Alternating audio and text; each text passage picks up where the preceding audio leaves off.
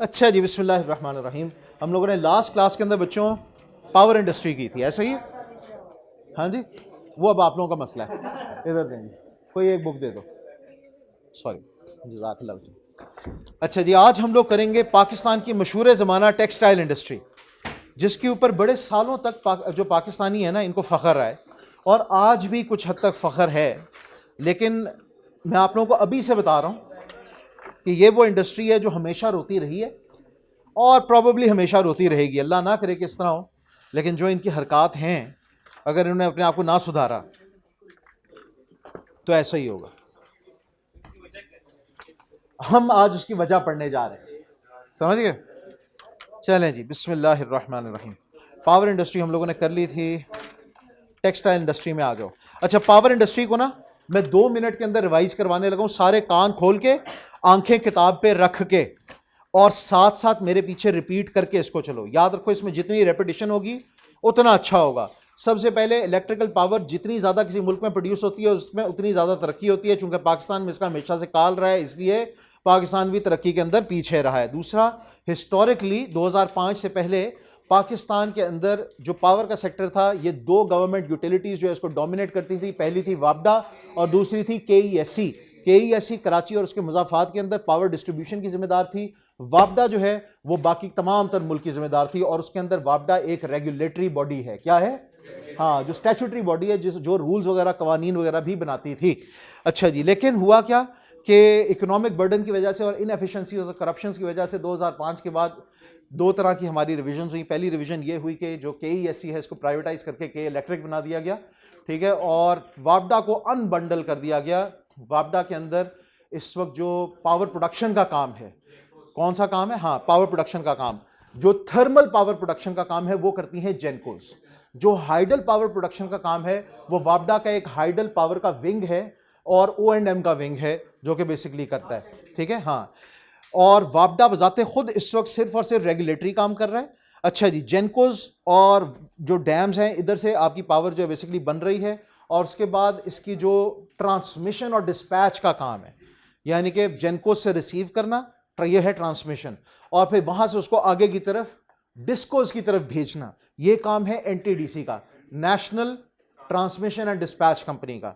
फिर आगे पूरे मुल्क के अंदर इसको डिस्ट्रीब्यूट करना, वो डिस्ट्रीब्यूशन कंपनीज का काम है, जिसके अंदर जिस तरह लेस्को भी एक मिसाल है। अच्छा, फिर बच्चों हम लोगों ने इसके अंदर ये देखा कि कुछ 4-5 तरह के इसके बेसिकली टर्म्स थी। टर्म्स वो वाली नहीं जो की ग्लॉसरी है, वो हमारा जनरल था। इससे रिलेटेड पहली चीज़ जनरेशन जो है, जनरेशन का मतलब होता है पावर का डेवलप होना। ट्रांसमिशन का मतलब होता है जो आपके जेनकोस और डैम्स, वहां से लेकर नेशनल ग्रिड तक का फासला, इसको हम कहते हैं ट्रांसमिशन। क्या कहते हैं? वहां से बिजली का आना और नेशनल ग्रिड पे जमा होना, ये है ट्रांसमिशन। वो सफर को हम ट्रांसमिशन कहते हैं। यहां से आगे बाकी घरों तक जा रही है, वो है डिस्ट्रीब्यूशन, ठीक है बच्चों। फिर अगली चीज इसके अंदर हमें जहन में रखना है कि ट्रांसमिशन और डिस्ट्रीब्यूशन के अंदर लॉसेस भी आते हैं। क्या आते हैं? ये लॉसेस इंटेंशनल भी हो सकते हैं, यानी कि चोरी चकारी हो गई है, कोई कुंडे शुंडे हो गए, इस तरह की चीज़ें, और ये वैसे भी जो रेजिस्टेंस की वजह से आते हैं, वायर्स के अंदर जो रेजिस्टेंस होती है उसकी वजह से भी अनफॉर्चुनेटली ये आते हैं। फिर इससे अगली चीज़ ये थी कि याद रखना कि कराची के अंदर जो बेसिकली पावर सप्लाई के लिए जिम्मेदार है के इलेक्ट्रिक, ये वो वाहिद इदारा है जो कि पूरी तरह से वर्टिकली इंटीग्रेटेड है। क्या है? हाँ, पावर जनरेशन से लेकर डिस्ट्रीब्यूशन तक ये तमाम तर काम कर रहा है। लेकिन वापडा वाले जो हैं वो इस तरह से नहीं कर रहे। वापडा वालों ने अपनी कई तरह की चीज़ों को जो है वो बांटा हुआ है, जिसमें के इलेक्ट्रिक तो एक प्राइवेट इदारा है ना पूरे का पूरा, लेकिन वापडा के अंदर वो जो मुख्तलिफ स्टेजेस हैं सप्लाई चेन की, वो सब की सब स्टेजेस अलग अलग इदारे हैंडल कर रहे हैं। मैंने आपको कहा था कि प्रोडक्शन जो है उसकी जनरेशन पावर की वो जेनकोस हैंडल कर रहे हैं, और हाइडल वाली जो है वो उनका हाइडल का पावर विंग, और O&M वाला जो विंग है वो कर रहा है उसको हैंडल, गवर्नमेंट है हाइडल वाला विंग।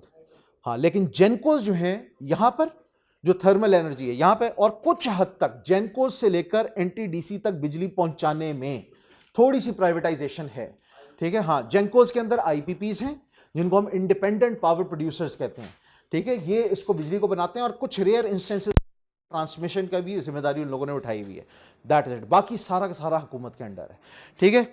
उससे आगे अगर हम लोग देखें तो इसके अंदर कुछ सेलिएंट फीचर्स थे। कैपिटल इंटेंसिव है, इसमें बहुत पैसा चाहिए है।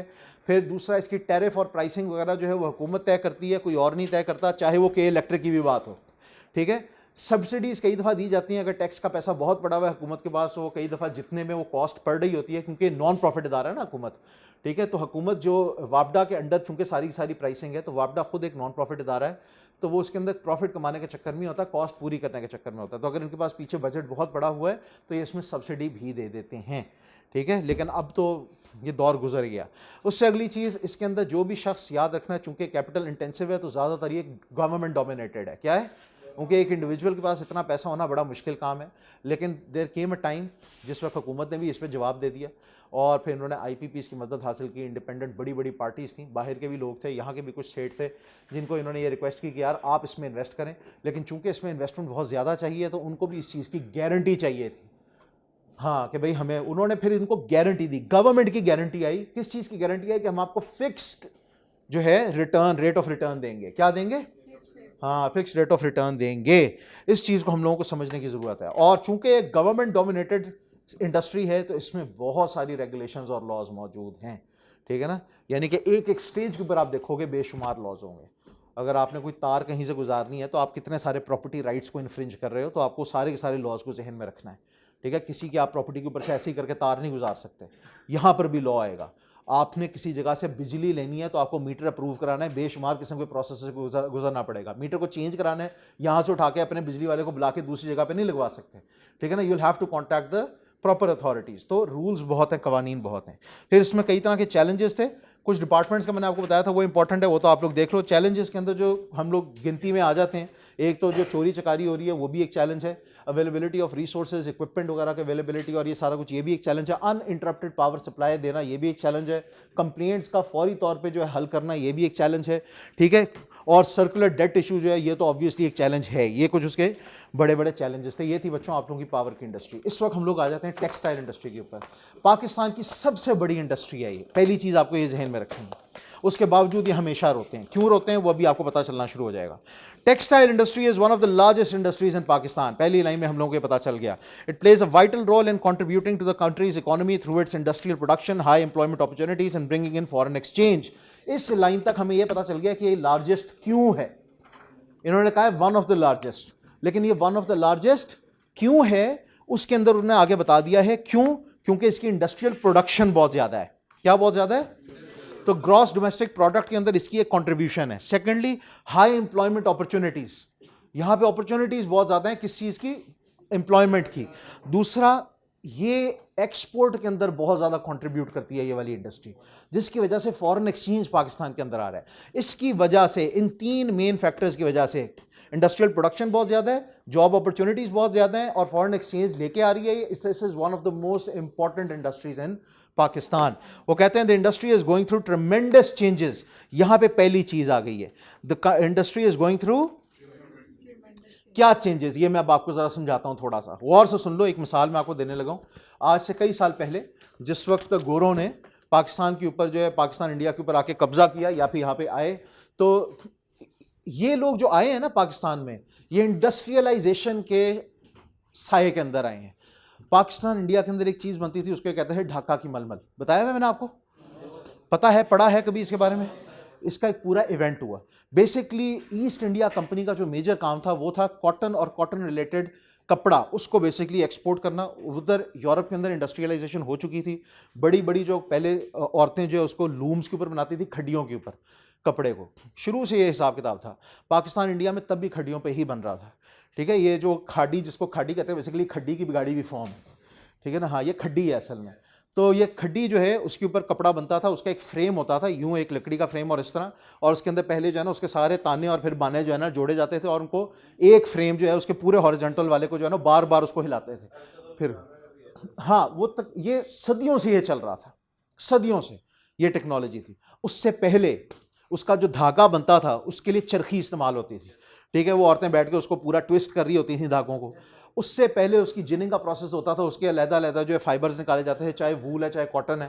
तो very lengthy, very time consuming product, इसलिए कपड़ा was an extremely expensive item, very extremely expensive commodity, ठीक है ना, to make and to purchase.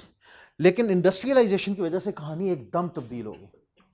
हुआ क्या कि इंडस्ट्रियलाइजेशन की वजह से, अब आप एक चीज़ जहन में रखो, जिस वक्त वो, अगर आपने कभी देखा हो कॉटन के ऐसे करके नेचुरल कॉटन को तोड़ा ना, इंतहाई पतले पतले धागे होते हैं, वूल के उससे भी ज़्यादा पतले होते हैं, ठीक है। वो एक एक स्ट्रैंड इंतहाई पतली होती है, तकरीबन इतनी पतली होती है जितना पतला कभी अगर आप उसको देखोगे ना मकड़ी के जाले के एक एक उसको, हाँ, बहुत वेरी वेरी थिन। अब अगर आप इसको प्रॉपर तमीज़ के साथ स्पिन नहीं करोगे इकट्ठा धागा बनाने के लिए, तो वो तो टूट जाएंगे।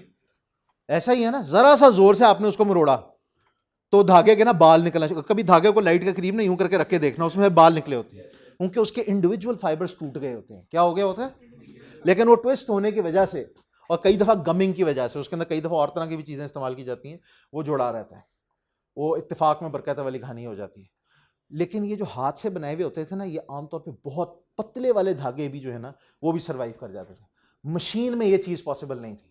मशीन में क्या होता था, मशीन में वो जो शुरू की मशीनें थी, उसमें इंडस्ट्रियलाइजेशन क्या थी, उसमें ढेर सारे लोग जो है ना वो बेचारे गुलाम, इन्होंने सारी दुनिया से अफ्रीका से इकट्ठे किए होते थे, या उधर के लोकल जो लेबर होता था उसमें चाइल्ड लेबर और इंतहाई सस्ते दामों के ऊपर पेजेंट्स। इनके जो पेजेंट्स का सिस्टम था वो फ्यूडल सिस्टम, इनका वहाँ से हमें नसीब हुआ है। जो यहाँ का ज़मींदारे का निज़ाम है ना, वो हम लोगों को गोरों से नसीब हुआ है, नवाबों शबाबों ने सारों ने वो वाला हिसाब किताब रखा हुआ है। तो फ्यूडल ज़मीन के अंदर ये हिसाब किताब होता था कि ज़मीन के साथ बंदे भी बिकते थे। क्या होता था? उन बंदों को वहाँ के लॉर्ड की इजाज़त, कोई आदमी जाने की इजाज़त नहीं होती थी। अगर गाँव से जाना है तो उनको वहाँ के मालिक से इजाज़त लेनी पड़ती, उनकी प्रॉपर्टी समझे जाते थे। तो उनको फिर वो फोर्सिबली कहते थे कि आके ये काम करो। उनके कॉन्ट्रैक्ट में ये चीज़ होती थी कि 4 दिन आपको लाजमन अपने जो है ना आका काम करना है। तो वो आके सारे ना फैक्ट्रियों के अंदर वो सारे साइकिलिंग सी कर रहे होते थे बकायदा, वो खड्डी जो है ना चल रही होती थी। अब वो जाहिर सी बात है, वो बेचारे झटका लगाते थे ज़ोर से, तो खड्डी भी ज़ोर से चलती थी, उसमें पतला अगर आप धागा लगाओगे तो टूट जाता था। तो उनको मजबूरन मोटे धागे का कपड़ा इस्तेमाल करना पड़ता था। यहाँ से मशहूर हुआ कॉटन का कपड़ा जिसको हम कहते हैं खद्दर। क्या कहते हैं? हाँ, खद्दर का कॉन्सेप्ट पाकिस्तान इंडिया में नहीं था। पाकिस्तान इंडिया में खद्दर का कॉन्सेप्ट नहीं था, खद्दर का कॉन्सेप्ट गोरे लेके आए, और ये इन्फीरियर कपड़ा समझा जाता था, ठीक है, शुरू के अंदर। बाद में इसकी बड़ी डिमांड बनना शुरू हो गई, डिमांड इसकी क्रिएट की गई।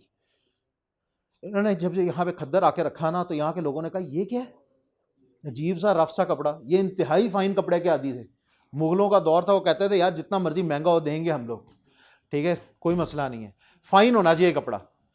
तो इन्होंने कहा कि यार इनका जो सबसे बड़ा कंपटीशन था ना पाकिस्तान इंडिया के अंदर, इन्होंने देखा कि अच्छा यहाँ पे लोगों को फाइन, इन्होंने कोशिश की जितनी हद तक फाइन कर सकते थे, नहीं कर पाए, क्योंकि तब मशीनें, ये जो इंडस्ट्रीज जो आपकी खड्डियां, इनको हम लूम्स कहते हैं। क्या कहते हैं?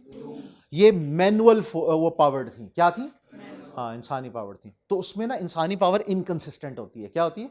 अगर कोई शख्स साइकिल चला रहा है तो आपके ख्याल में मुसलसल कंटिन्यूस सेम पावर से चला रहा होगा? नहीं, बल्कि हर पैडल के साथ पावर के अंदर कोई ना कोई डिफरेंस आता है। तो चूंकि डिफरेंस आ रहा होता था ना, उससे धागे को झटका लगता था हर दफ़ा। वो हाथ वाला नहीं होता था कि स्मूथली उसको खींच के जो है यूं करके कर रहे हैं आराम से, देख ना, और पाँव से बेचारे सारे के सारे इतने बड़े लूम को हिला रहे होते थे, तो झटके से टूटते थे। तो मोटा धागा इस्तेमाल करना है, वो कहते हैं हम तो फाइन नहीं कर सकते। तो यहाँ पे जो सबसे ज़्यादा फाइनेस्ट कपड़ा था ना, उसको कहते थे ढाका की मलमल। ढाका बांग्लादेश का एरिया, और वहाँ के जो कपड़ा बनाने वाले बुनने वाले लोग थे वो मशहूर थे इस चीज़ के लिए कि वो इतना फ़ाइन कपड़ा बुनते थे। मेरी नानी जो है वो कहती कि हमारे पास भी होता था ये बड़ों का। वो कहती बेटे उसका जो इतना मोटा थान होता था ना, इतना मोटा थान मलमल का, वो कहती मेरी अंगूठी से आराम से गुजर जाता था। हाँ, वो ऐसे आ जाता था हाथ के अंदर, इतना फाइन कपड़ा, उसको आप यूं करके अपनी अंगूठी से गुजार लेते थे। और जो नहीं गुजरता था ना, उसको कहते थे कि इस चीज़ की निशानी है। उसको इतना फाइन होना ज़रूरी होता था कि एक औरत की जो छोटी उंगली की जो अंगूठी है ना, उससे उसको गुजरना ज़रूरी है। ये उसका स्टैंडर्ड था। वो कहते हैं हमारा तो थान जो उसमें गोली मारे आर पार ना हो, इतना थिक। हाँ, उनका तो इतना थिक किस्म का होता था। तो उन्होंने फिर क्या किया, उन्होंने उस पर हमला किया और वहाँ के सारे जो ये कपड़ा बुनने वाले लोग थे उनको अगवा किए, उनको पकड़ा, उन सारों के अंगूठे कटवा दिए। ये वाकया था बहुत मशहूर, इसको हिस्ट्री में खोल के देख सकते हो क्या है। वो एक कंपटीशन था और उस कंपटीशन के अंदर इन लोगों ने उन सारों के साथ ये हरकत की, क्योंकि बेसिकली वो अंगूठा इंपॉर्टेंट होता था बुनने के लिए, उसके बगैर नहीं आप बुन सकते कपड़ा। उन्होंने कहा ठीक है, तुम लोगों को हम एक मिसाल छोड़ेंगे, आइंदा से जो भी ईस्ट इंडिया कंपनी के मुकाबले पे आएगा उसके साथ ये होगा। तो बेचारे चुप हो गए, उन्होंने अपने बच्चों को भी नहीं सिखाया, फिर वो चीज़ खामोश हो गई। तो ये हमें समझने की ज़रूरत है, दिस वॉज अ कॉम्पिटिशन। कुछ अरसा गुजरा, अलबत्ता कुछ अरसे के बाद आपके स्टीम इंजन आना शुरू हो गए, ठीक है। स्टीम इंजन आए ना, तो उसमें ज़रा थोड़ी सी पावर जो है वो इंसान की निस्बत कंसिस्टेंट थी, तो वहाँ पे उन्होंने कोल पावर्ड स्टीम इंजन रखे, और वहाँ से उन्होंने इसको इन्होंने कहना शुरू कर दिया पावर लूम। क्या कहना शुरू कर दिया? हाँ, पावर लूम्स का दौर बहुत लंबा चला। वो स्टीम इंजन का दौर था, लेकिन उसके बाद फिर बिजली आना शुरू हो गई, बिजली का दौर था, पावर लूम्स आना शुरू हो गए। पावर लूम्स जो है ना, they're very much higher in quality than the पुरानी वाली लूम्स। ये चेंज आई है ना, लेकिन फिर उसके बाद अभी रिसेंटली और चेंज आना शुरू हुई। उन्होंने कहा कि यार पावर लूम के अंदर ना हम लोग जो इसको मैनुअली इधर उधर करते हैं, कपड़े वो धागों को एडजस्ट करते हैं, इसकी बजाय वाटर जेट लूम हो। क्या हो? पानी आके उसको करे, क्या करे? पानी आके उसको एडजस्ट करे। हाथ अगर लगेंगे या कोई मशीन का लोहा शोहा लगेगा ना, तो धागे के टूटने का चांस है। क्या होने का चांस है? तो अब इसमें और भी फाइनर कपड़ा हम इस्तेमाल कर पाते हैं। अब उससे भी अगली टेक्नोलॉजी आई, उसको हम कहते हैं एयर जेट लूम। क्या कहते हैं? वो हवा से मैनिपुलेट करती है सारे धागों को। तो ये कोई मजाक नहीं है, टेक्नोलॉजीज बहुत चेंज हो रही हैं। फिर अब इससे अगली एक स्टेज है इसके अंदर टेक्सटाइल में, उसको हम कहते हैं डाइंग एंड प्रिंटिंग। क्या कहते हैं? इसका आप ओरिजिनल फॉर्म देखना चाहते हो, आज भी बाई चांस पाकिस्तान में जिंदा है, रंग महल चले जाओ, हमारा यहाँ का एरिया है अंदरून शहर का, ठीक है, नारकली से थोड़ा सा आगे है, उसको रंग महल कहते हैं। वहाँ पे सारे रंगने वाले लोग बैठे होते हैं, वो उसी पुराने तरीके से रंगते हैं, उनके मिक्सचर्स भी बनाते हैं, सारा कुछ करते हैं। बावजूद इसके कि इस वक्त उन लोगों ने वो डाई करने वाले लोग यार, उन्होंने अब ये है कि ज़रा कुछ ने मॉडर्न वाले डाइज लेना शुरू कर दिए हैं, लेकिन यह है कि पहले इनको इस वाली चीज़ों की ज़रूरत नहीं होती थी। तो वो भी गोरों ने देखा कि यार ये डाइज जो है ये नेचुरल डाइज इस्तेमाल करते थे, मुख्तलिफ पौधों से लिए इस तरह की चीज़ें की, तो वो केमिकल से करते थे, ठीक है ना, सिंथेटिकली प्रोड्यूस डाइज। तो वो कई दफ़ा स्किन को बड़ा मसला देते थे। हमारे में स्किन के मसाइल वगैरह नहीं थे पहले, ठीक है ना, ये सारे उसके बाद आना शुरू हुए ज़्यादा, एक्जिमा वगैरह के मसले, इस तरह की चीज़ें। आज भी बच्चे कई दफ़ा सिंथेटिक कपड़ा पहनते हैं ना, उनको कई दफ़ा बच्चों को स्किन का मसला होना शुरू हो जाता है। तो ये इशूज़ है। डाइज जो है वो कई दफ़ा स्किन को वो प्रोटेक्ट नहीं करते, उसके साथ नुकसान देते हैं, इरिटेट करते हैं। तो बहरहाल डाइंग एक काम था। अब इस वक्त डाइंग का प्रोसीजर जो है वो बड़े बड़े ऑटोमेटिक किस्म की मशीन्स के अंदर होता है, ठीक है। डाइंग का काम के अंदर कई तरह की चीज़ें होती हैं। आपने डाई जो है चुनना है, उसका कलर का शेड बनाना है, कपड़े को आपने डिग्रीस करना है, ठीक है ना, उसको हम लोग स्कोरिंग का प्रोसेस कहते हैं। उसमें जो नेचुरल कपड़े के अंदर कोई ना थोड़े बहुत ऑयल्स होते हैं, वो निकाले जाते हैं, उसको ब्लीचिंग करवाते हैं, उसको बिल्कुल उसका वाइट जो है उसको सामने लेके आते हैं, फिर उसको रंगते हैं, ठीक है, ताकि उस पर रंग सही बैठे। वरना अगर वो उसका हम नेचुरल ऑयल नहीं निकालेंगे, कॉटन का कपड़ा है ना, कॉटन के अंदर एक नेचुरल ऑयल होता है, वो अगर निकलेगा नहीं ना तो वो रंग को उस पर टिकने नहीं देगा, वो फिर ब्लीड करता है। क्या करता है? हाँ, जिसको हम कहते हैं ना किसी ने रंग छोड़ दिया, वो ये होता है कि उसका पहले स्कोरिंग का प्रोसेस सही नहीं हुआ होता, उसका ब्लीचिंग का प्रोसेस सही नहीं हुआ होता। अब ये आप कहोगे सर को ये सारा कुछ क्या, भाई ये इसलिए पता है क्योंकि हम लोगों ने इंडस्ट्रीज में काम किया है। हाँ, हम लोगों ने इनके एक एक SOP के ऑडिट्स किए हैं, और ये आप लोग भी करोगे। This is one of the largest industries in Pakistan, there is a very high chance कि you will end up working in the textile industry. तो अगर आपको इसके बारे में पता ही कुछ नहीं है तो आप करोगे क्या? आपने क्या ऑडिट करना है? तो आपको ये पता होना जरूरी है, ठीक है। अब चेंजेस क्या आ रही हैं? चेंजेस ये आ रही हैं कि सारा कुछ सिंथेटिक हमारे पास, स्किन इरिटेशन से, इनको हम कहते हैं हाइपो एलर्जेनिक, जिनसे एलर्जीज ना हो, इस तरह के यूवी रेज से ख़राब ना होने वाले, वरना अगर आप कपड़े को धूप में देर तक रखो उसका रंग उड़ने का खतरा होता था। अब इस तरह के डाइज आ गए हैं, जितना मर्जी धूप में रखो कोई फ़र्क नहीं पड़ता। स्पोर्ट्समैन की जो शर्ट्स होती हैं वो बड़े बड़े ज़बरदस्त किस्म के डाइज की बनी होती हैं, वो साला साल भी रहेंगी ना, उनका रंग उसी तरह रहता है। धूपों में और पसीने आए जो मर्जी आए, वो बिल्कुल बेहतरीन शर्ट्स होती हैं। तो हाइपो एलर्जेनिक, यूवी रेज से रेजिस्टेंट, उनको कोई उस चीज़ की टेंशन नहीं होती। इतने एडवांस किस्म के ये चेंजेस आ रही हैं ना। अब हमारा कपड़ा क्यों नहीं एक्सपोर्ट हो रहा?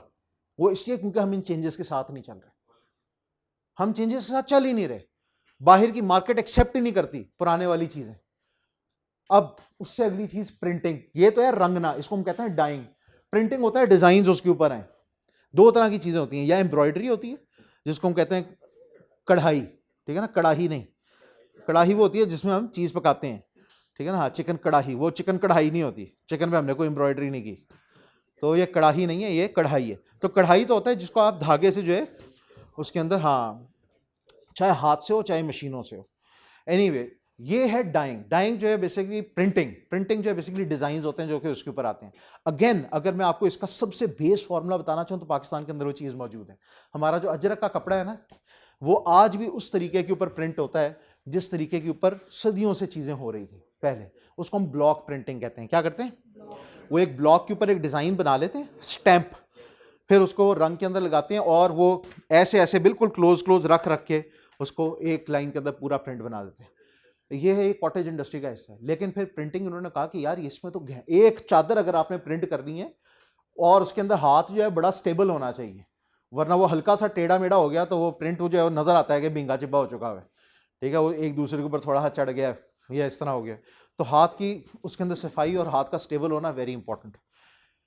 दूसरा, इन्होंने फिर कहा कि यार अब तो मैस में प्रोडक्शन करनी है। क्या करनी है? अजरक का कपड़ा बहुत ज्यादा नहीं बना सकते क्योंकि इसमें मैनुअल लेबर और स्किल्ड मैनुअल लेबर चाहिए, तो बहुत ज्यादा नहीं बन सकता। तो उन्होंने कहा फिर इसका हल क्या है?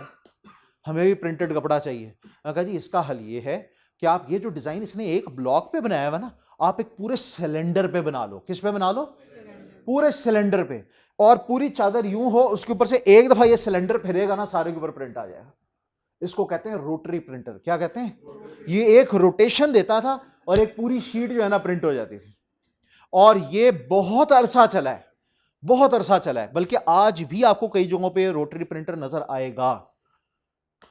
फिर हुआ क्या कि रोटरी प्रिंटर से अगली चीज उन्होंने कहा कि रोटरी प्रिंटर भी उतना एक्यूरेट नहीं होता, उसमें भी कभी कभार, क्योंकि हम लोगों ने उस पूरे रोटरी प्रिंटर के ऊपर डिजाइन कार्व किया होता है। क्या किया होता है? हाँ, एक तरह की फिल्म होती है जिसके ऊपर डिजाइन कार्व हुआ होता है, वो फिल्म पूरी की पूरी फिरती है कपड़े के ऊपर, तो रंग उस मुताबिक से आता है जिस डिजाइन में हम चाह रहे होते हैं। लेकिन वो जो उसकी प्रोडक्शन होती है रोटरी की, वो डिपेंड करता है, हो सकता है कभी कभार थोड़ी बहुत फॉल्टी हो। और जिस वक्त हम क्वालिटी एश्योरेंस का चेक कर रहे होते हैं ना, तो बैठ के जो मार्केटिंग मैनेजर और क्वालिटी एश्योरेंस के मैनेजर्स ना पूरे पूरे कपड़े को पूरी तरह से देख रहे हैं, यहाँ पे थोड़ा सा मसला है। वो क्या मसला होता है, मेरे आप जैसे बंदे को कई दफा बिल्कुल भी नहीं पता चलता कि ये भी कोई मसला है। वो क्यूए वाले बंदे को, कपड़े का काम करने वाले को भी नहीं पता चलता कि क्या मसला है। ये सिर्फ वो क्वालिटी एश्योरेंस वाले होते हैं जो इतनी इतनी इची बीची में जाते हैं। क्यों? क्योंकि एक्सपोर्ट स्टैंडर्ड के अंदर या क्लाइंट्स ने एक चीज तय की होती है, उसको हम कहते हैं AQL स्टैंडर्ड। क्या कहते हैं? एक्सेप्टेबल क्वालिटी लिमिट्स, इसको ये कहते हैं। बेसिकली वो कहते हैं कि इतने % तक अगर कोई एरर्स हुए तो वो एक्सेप्टेबल है, इससे ऊपर हुआ वो पूरे के पूरी लॉट ही भाई आप सदके में दे दो, हमें नहीं चाहिए। अब कितना शदीद नुकसान हो सकता है। हम लोग चूंकि क्वालिटी के ऊपर ज्यादा ध्यान ही नहीं देते, इजी गोइंग लोग हैं, इसलिए हमारी चीजें एक्सपोर्ट नहीं हो पा रही। अब दूसरा समझ आए, एक तो चेंजेस भी ऊपर नहीं आ रहे, दूसरा इतने नफीस नहीं है, इतने हम लोग मेहनती नहीं है कि क्वालिटी को पूरी तरह से देखें, इसलिए भी कई दफा हमारा माल रिजेक्ट हो जाता है। पहली चीज सबसे बड़ी थी चेंजेस वाली। दूसरी चीज, हम लोग क्वालिटी के ऊपर जो है ना पूरी तरह से फोकस नहीं कर रहे। तीसरी चीज ये है कि हमारे कई तरह के जो दूसरे ममालिक हैं ना, जिसमें चाइना वॉज सरे फहरिस्त और अब सेकेंडली बांग्लादेश है, वो हमारे से चीपर पावर, उनके पावर की इंडस्ट्री याद है ना? पावर की इंडस्ट्री किस तरह हम भूल सकते हैं? पावर की इंडस्ट्री की पहली लाइन जो थी वो ये थी कि जिसमें ज़्यादा से ज़्यादा पावर की प्रोडक्शन हो रही है उसकी तरक्की भी। और चाइना में अन्य वाह डैम्स हैं, यानी कि चाइना ने बिजली जिस वक्त एक्सपोर्ट करनी थी, क्या करनी थी? एक्सपोर्ट। हमें उसने ऑफर की कि हम एक्सपोर्ट करेंगे ₹2 फ्लैट पर यूनिट। क्या? यानी कि अगर फर्ज करो 24 घंटे भी एसी चलाऊं अपना, 24 घंटे भी, तो मेरा महीने का बिल आएगा ₹3,500। क्या आएगा? कमाल नहीं है? मैंने कहा जी फ्लैट ले लो हमारे से ₹2। इस वक्त ₹50 से ऊपर का यूनिट है यार, बंदा किधर जाए? लेकिन उनके पास इतनी बिजली है। अब आप खुद सोचो कि उनकी प्रोड्यूस कितने में हो रही होगी। वो हमें बेच रहे हैं 2 में, वो कहते हैं हम आपको 2 में बेचेंगे। कोई फायदा होना था तो बेचेंगे ना। हाँ जी, हम क्यों नहीं ले रहे? बस वो, अब क्या कहें, कैमरे के ऊपर कहूंगा तो फिर मुझे अपनी भी यार जरा हिफाजत करनी है, अकेला बैठा हूं यार, ठीक है ना। बहरहाल तो बात ये है कि हम लोग जिस वक्त ये बात करते हैं ना, उसमें भी यार कई तरह के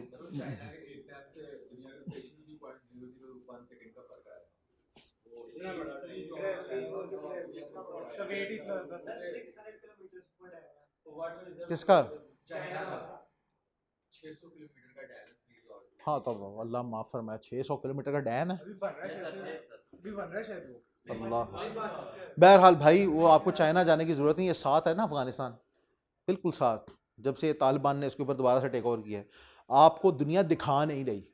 आपको भी जरा गूगल करो, तो अफगानिस्तान की शक्ल नहीं पहचानी जा रही है। उन्होंने इतनी तरक्की की है जब से अल्लाह हाफिज हुए हैं ना, अमरीकी, उसके बाद से इनकी शक्ल नहीं पहचानी जा रही, दिन दुगनी रात चुगनी तरक्की कर रहे हैं भाई। इतनी ज़बरदस्त इकॉनमी हो गई है कि बीच में एक आध दफ़ा मैंने भी सोचा यार उधर ना जॉब जॉब ढूंढ ले, मैं मजाक नहीं कर रहा, इस कदर वो ज़बरदस्त हो गए। बात यह है कि अगर आप मुखलिस हो जाओ ना अपने मुल्क के साथ, उसको वाकई अपना घर समझो। अल्लाह ने हमारे मुल्क को पता नहीं कि अफगानिस्तान तो बेचारा लैंडलॉक्ड मुल्क है यार, नेचुरली उसके पास कुछ खास नहीं है, लोग बहुत अच्छे हैं, लोग मतलब अच्छे ये है कि अपने मुल्क के साथ बहुत अच्छे हैं, तो ये होना ज़रूरी है यार। चले बहरहाल, अब यहाँ पे इसने, अब मैंने जो आपको चीज़ें बताई हैं ना, गौर से सुनो, ये चीज़ें अभी आगे अच्छी भली कवर हो गई हैं आपकी, आप फिक्र ना करो। अब यहाँ की रीडिंग करना शुरू करते हैं। 2 लाइनों के बाद पहली तीसरी लाइन में लिखा था industry is going through ट्रेमेंडस changes, changes की आपको काफ़ी हद तक समझ आ गई। इसके अलावा भी बड़ी चेंजेस हैं। वो प्रिंटिंग जो है ना, अब रोटरी के बाद अब डिजिटल पे आ चुकी है। किस पे आ चुकी है?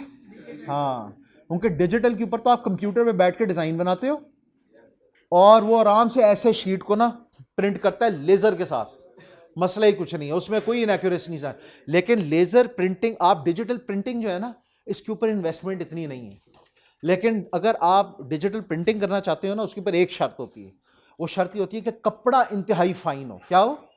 और कपड़ा फाइन जो है ना, वो पावर लूम पे नहीं बनता। किस पे नहीं बनता? वो कहते हैं जी या तो वाटर जेट की हो या एयर जेट की हो। तो ये आपको पूरी सप्लाई चेन अपग्रेड करनी पड़ती है। क्या करनी पड़ती है? पूरी सप्लाई चेन अपग्रेड करनी पड़ती है। वो अनफॉर्चुनेटली हम लोग कर नहीं रहे। अगली चीज वो कहते हैं कि इसकी वजह से बड़े इकोनॉमिक चैलेंजेस आ रहे हैं, वो मैंने आपको बता दिए। कोई भी चेंज लेके आना चाह रहे हो भाई, पैसा खर्च करना पड़ेगा। The proportion of textile industry in the country's economy along with its contribution to exports in terms of GDP, employment, foreign exchange, earnings, investment and value addition and revenue generation altogether place the industry as a single largest manufacturing sector of the, ये हम लोगों ने पहली वाली लाइनों को और अल्फाज के अंदर ये रिपीट कर रहे हैं। हाँ, the main factor to contribute, ये लाइन याद रखने वाली है, आखिरी लाइन पहले पैराग्राफ की। एक तो पहली 3 लाइंस याद रखने वाली हैं, ठीक है, पहली 3 लाइंस, और ये आखिरी sentence, the main factor to contribute to such huge developments in the textile industry is the production of cotton in the country. Textile industry क्यों पाकिस्तान में इंपॉर्टेंट हुई है, ये आपको समझने की जरूरत है, क्योंकि naturally Pakistan was a huge cotton producer, ठीक है। हाँ, अभी आपको इसके बाद और भी मसले समझ आएंगे कि अभी तो हम क्यों रो रहे हैं। वो कहता है textile sector is a major contributor to Pakistan total exports. अब टेक्सटाइल सेक्टर हम लोगों ने पहले भी पढ़ा था क्यों इंपॉर्टेंट है, क्योंकि एक्सपोर्ट्स में इसका बड़ा ज्यादा कंट्रीब्यूशन है। अब कितना कंट्रीब्यूशन है? वो कह रहे हैं कि एक्सपोर्ट का टोटल 57% ये है, हाँ, टेक्सटाइल और उससे रिलेटेड प्रोडक्ट्स 57%, यानी कि आधी से ज्यादा जो हमारी एक्सपोर्ट है वो किसकी हो रही है? टेक्सटाइल की हो रही है। The textile sector contributes nearly, अब अगली भी चीज पढ़ो, वो कहते हैं the textile sector contributes nearly 1/4 of the industrial value added products. Industrial value added products होते हैं मैन्युफैक्चर्ड प्रोडक्ट्स। क्या होते हैं? एक है हम लोगों ने गंदम है, ठीक है, ये एग्रीकल्चरल एक प्रोड्यूस है, लेकिन एक है उस गंदम से आटा बना रहे हैं, ब्रेड बना रहे हैं, ये वैल्यू एडेड प्रोडक्ट है। क्या है? इसमें वैल्यू ऐड हुई है ना, इस तरह के प्रोसेसेस डले हैं जिसकी वजह से अब लोग इसकी ज़्यादा कीमत देने के लिए तैयार हैं। वो कहते हैं ये होते हैं वैल्यू एडेड प्रोडक्ट्स, जिसका मतलब ये है कि इसके लिए मैन्युफैक्चरिंग इदारे ज़रूरी हैं। तो पाकिस्तान के टोटल वैल्यू एडेड प्रोडक्ट्स में से 25% क्या हैं? टेक्सटाइल प्रोडक्ट्स हैं, ठीक है। अच्छा, अगला वो कह रहे हैं द टेक्सटाइल सेक्टर, हाँ ये हो गया। अगली चीज़ इसके साथ ही लिखा हुआ है and provides employment to 40% industrial labour force. अब ये 3 फिगर्स आपने भूलने नहीं है। पहला फिगर एक्सपोर्ट का 57% है, total industrial value added products का 25% है, और टोटल लेबर फोर्स को उसमें से 40% को ये नौकरियां देते हैं, 40% को। यानी कि खुदा ना खास्ता, अल्लाह ना करे, अगर हमारी इंडस्ट्री ये वाली बैठती है तो 40% जो हमारी इंडस्ट्रियल लेबर फोर्स है, मजदूर तबका है, वो बेचारा बिल्कुल बेरोजगार हो जाए। लिहाजा we have to understand its importance. अगली चीज वो कहते हैं this value added sub sector, value added sub sector वो जो हम कह रहे हैं 25% पूरे मुल्क के जो मैन्युफैक्चर्ड प्रोडक्ट्स हैं, इन मैन्युफैक्चर्ड प्रोडक्ट्स में वो कह रहा है क्या कुछ शामिल है। इन मैन्युफैक्चर्ड प्रोडक्ट्स के अंदर बच्चों नीचे देखो क्या शामिल है, आखिरी लाइन में गारमेंट्स हैं। क्या है? गारमेंट्स क्या है? जो आप लोगों ने कपड़े पहने हुए ये गारमेंट्स हैं, फुल मेड क्लोथ्स, ठीक है ना, रेडी टू वेयर। उसके बाद होइजरी है, होइजरी के अंदर आपकी बनियानें वगैरह आ जाती हैं, अंडर गारमेंट्स हैं, ठीक है। फिर बेडवियर है जिसमें आपकी बेड शीट्स हैं, गुलाफ हैं, क्विल्ट्स हैं, कंफर्टर्स हैं, ये सारा कुछ है। टॉवल्स हैं, टेंट्स हैं एंड कैनवसेस हैं। ये वो प्रोडक्ट्स हैं जो हमारे वैल्यू एडेड प्रोडक्ट्स हैं और ये एक्सपोर्ट भी हो रहे हैं। क्या हो रहे हैं? हाँ, लेकिन एक चीज आप जहन में रखना, एक चीज गौर से सुन लो, जितना वैल्यू एडेड प्रोडक्ट होगा, क्या होगा, उतनी ज्यादा आप उसके ऊपर कमाई कर सकते हो। क्या कर सकते हो? इसका मतलब है वो उतना ज्यादा वर्टिकली इंटीग्रेटेड है ना। हम लोगों ने कॉटन उगाया और कॉटन ही बेच दिया, इसमें तो हम लोग सप्लाई चेन की सिर्फ एक स्टेज का कमा रहे हैं। कॉटन के बाद उसको आप जिनिंग करो, जिनिंग के बाद उसकी आप स्पिनिंग करो, स्पिनिंग के बाद उसकी आप वीविंग करो, वीविंग के बाद आप उसकी डाइंग करो, डाइंग के बाद आप उसकी प्रिंटिंग करो, प्रिंटिंग के बाद आप उसकी फिनिशिंग करो, फिनिशिंग के अंदर बहुत सारी चीजें हैं। फिर जाके जो आप उसको बेचोगे तो वो जो किलो कॉटन था ना, वो चंगा भला महंगा बिकेगा, अच्छा भला महंगा बिकेगा। अब फिनिश्ड कपड़ा है, अब आप एक शर्ट पहनने के काबिल हो गए हो। एक सिंगल 100% हाई क्वालिटी कॉटन की dress shirt can cost up to $500। कितने की हो सकती है? हाँ, हाई क्वालिटी की ड्रेस शर्ट जो कॉटन की होती है वो इतनी इतनी महंगी हो सकती हैं, अच्छी भली महंगी हो सकती हैं। हम कहते हैं जी हम नहीं करते, हम $50 की बेच देते हैं यार। $50 कोई कम है? चंगा पला है भाई। 15-20 हज़ार की तो यहां पे मिल जाती हैं। यहां पे चले जाओ ड्रेस शर्ट्स वगैरह खरीदने के लिए अच्छी वाली, वो सारे वो ब्रांड किसका लगा हुआ है? किसी बायर का। और शर्ट बनी होती है, वो उन्होंने कई दफा लिखा भी होता है मेड इन पाकिस्तान या मेड इन बांग्लादेश, ठीक है? नहीं, अब वो लिख रहे हैं। अब आप मुझे एक बात बताओ कि इतने इतने महंगे ब्रांड्स की जो असल मैन्युफैक्चरिंग वो पाकिस्तान में हो रही है, लेकिन वो ब्रांडिंग हमारी नहीं है। क्या नहीं है? जो नाम है वो हमारा नहीं है, उस नाम का वो कमा रहे हैं। तो जितना ज्यादा बच्चे आप कंज्यूमर के करीब तक करोगे, इसको हम कहते हैं डाउनवर्ड इंटीग्रेशन या डाउनस्ट्रीम इंटीग्रेशन। क्या कहते हैं? उतना ज्यादा फॉरवर्ड इंटीग्रेशन या डाउनस्ट्रीम इंटीग्रेशन, इसको हम ये कहते हैं। और अपस्ट्रीम को हम लोग क्या कहते हैं? Backward integration. ठीक है, ये दो तरह की इंटीग्रेशन जो है करोगे, जितनी ज्यादा करोगे उतना ज्यादा आप कमाओगे। इस चीज को जहन में रख लो। चलो, अब वो कह रहे हैं कि इन एडिशन वेरियस सब सेक्टर्स, इसको जरा आप गौर से सुनते जाओ। ये सब सेक्टर सारे मैंने आपको बता दिए, ये जो इसमें लिखे हुए हैं ना। हाँ जी, कैनवस तरपाल नहीं होती? तरपाल का पता है क्या है?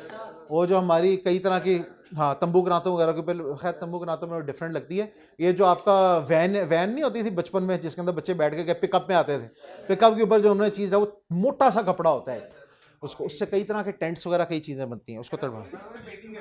हाँ जी, हाँ, कैनवस के खास क्वालिटी के ऊपर ड्राइंग भी की जा सकती है, वो पेंटिंग के लिए इस्तेमाल होती है। अच्छा भाई, सारे देखो इसको। अब टेक्सटाइल्स के अंदर हम लोगों ने अभी तक क्या पढ़ा है, मैं फिर से रिपीट करवा रहा हूं। मैंने आप लोगों को कहा था कि रेपिटेशन बार बार होनी है, इसमें बातें ना करना, इसको सुन लेना। लार्जेस्ट इंडस्ट्री है। क्यों लार्जेस्ट है? एक्सपोर्ट में इसका बहुत काम है, लेबर की बहुत ज़्यादा एम्प्लॉयमेंट दे रही है, और तीसरा फॉरेन एक्सचेंज बहुत आ रही है। ठीक है, अच्छा, उसके अलावा इसकी एक मेन लार्जेस्ट इंडस्ट्री होने की वजह पाकिस्तान में ये है कि कॉटन की प्रोडक्शन पाकिस्तान में हो रही है। दूसरा, 57% आज जो 2020 और 2021 की जो एक्सपोर्ट थी, 57% वो टेक्सटाइल की थी। पूरे पाकिस्तान के इंडस्ट्रियल वैल्यू एडेड प्रोडक्ट्स का 25% टेक्सटाइल्स हैं। ठीक है, उसके अलावा पूरे पाकिस्तान की इंडस्ट्रियल लेबर फोर्स का 40% को नौकरियां इसमें मिली हुई हैं।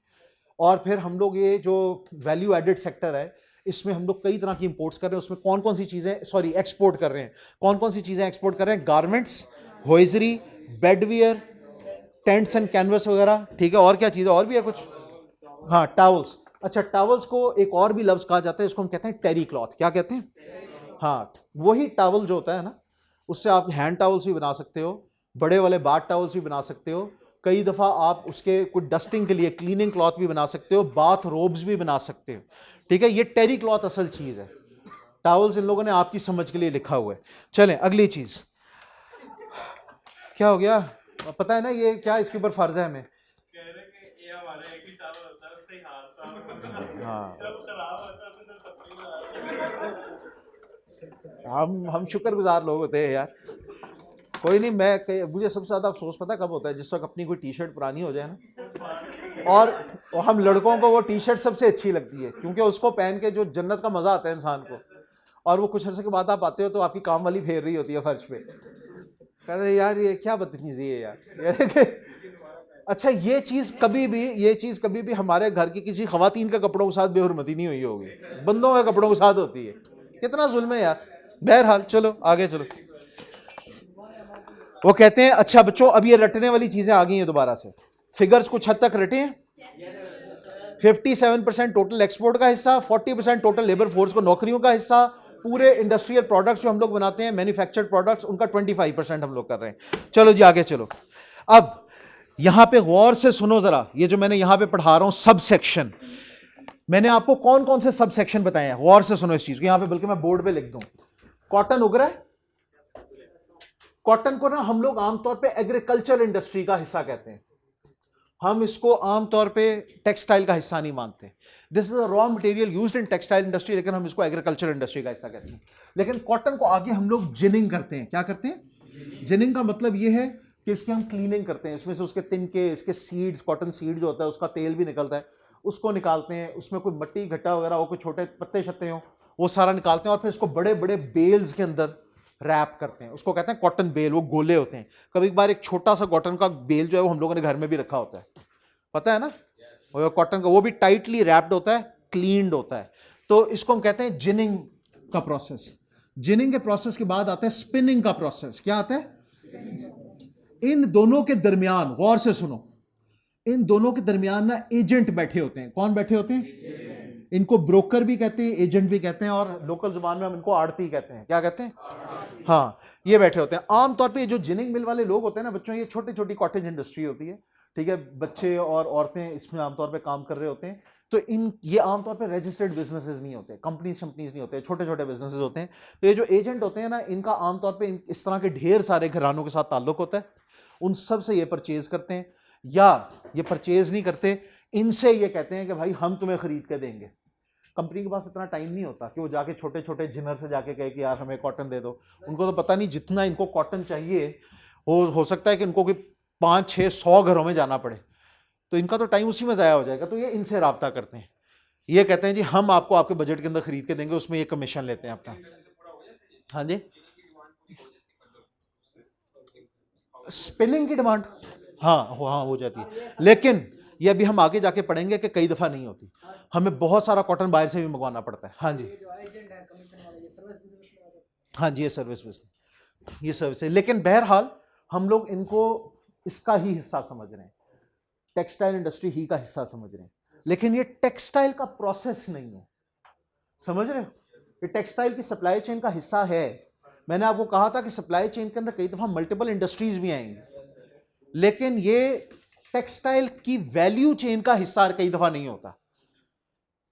ये कहीं भी कपड़े में कोई चेंज कर रहे हैं? कुछ भी नहीं। कोई जिनिंग के धागे को कुछ चेंज कर रहे हैं? नहीं। तो ये वैल्यू चेन का हिस्सा नहीं है, ये सप्लाई चेन का हिस्सा है। This is another industry. बहरहाल स्पिनिंग में बच्चों उसी वाले धागे से, सॉरी उस वाले कॉटन से धागा, बड़ी बड़ी स्पिनिंग मिल्स होती हैं जिसमें कॉटन बेल्स लगा के उसके जो है ना धागे को घुमा घुमा के पूरे पूरे यार्न्स बनाए जाते हैं। क्या बनाए जाते हैं? यहां पे मैं लिखूंगा बेल, ये इसका एंड प्रोडक्ट है। क्या है? Cotton bale. और यहां पे इसका एंड प्रोडक्ट होता है यार्न, होता है धागा। क्या होता है? धागा। हम थ्रेड नहीं कहते इसको, हम यार्न कहते हैं। क्या कहते हैं? एक ही चीज है, लेकिन यार्न जो है ये इंडस्ट्रियल टर्म है और ये ढेर सारे धागे को कहा जाता है, ठीक है। ये यार्न, थ्रेड जो होता है it could be anything, thread could be made of anything, ठीक है। थ्रेड बेसिकली एक स्ट्रिंग को कहा जाता है, of anything. Yarn is different, yarn is कपड़े का धागा, ठीक है। चलो इसके बाद बच्चों स्टेप आता है स्पिनिंग के बाद वीविंग का। वीविंग के बाद स्टेप आता है आपका प्रोसेसिंग का। अभी हम लोग ना यहां पे जरा रुकते हैं, इन्होंने यहां पे प्रोसेसिंग लिखा हुआ है, प्रोसेसिंग एंड स्टिचिंग।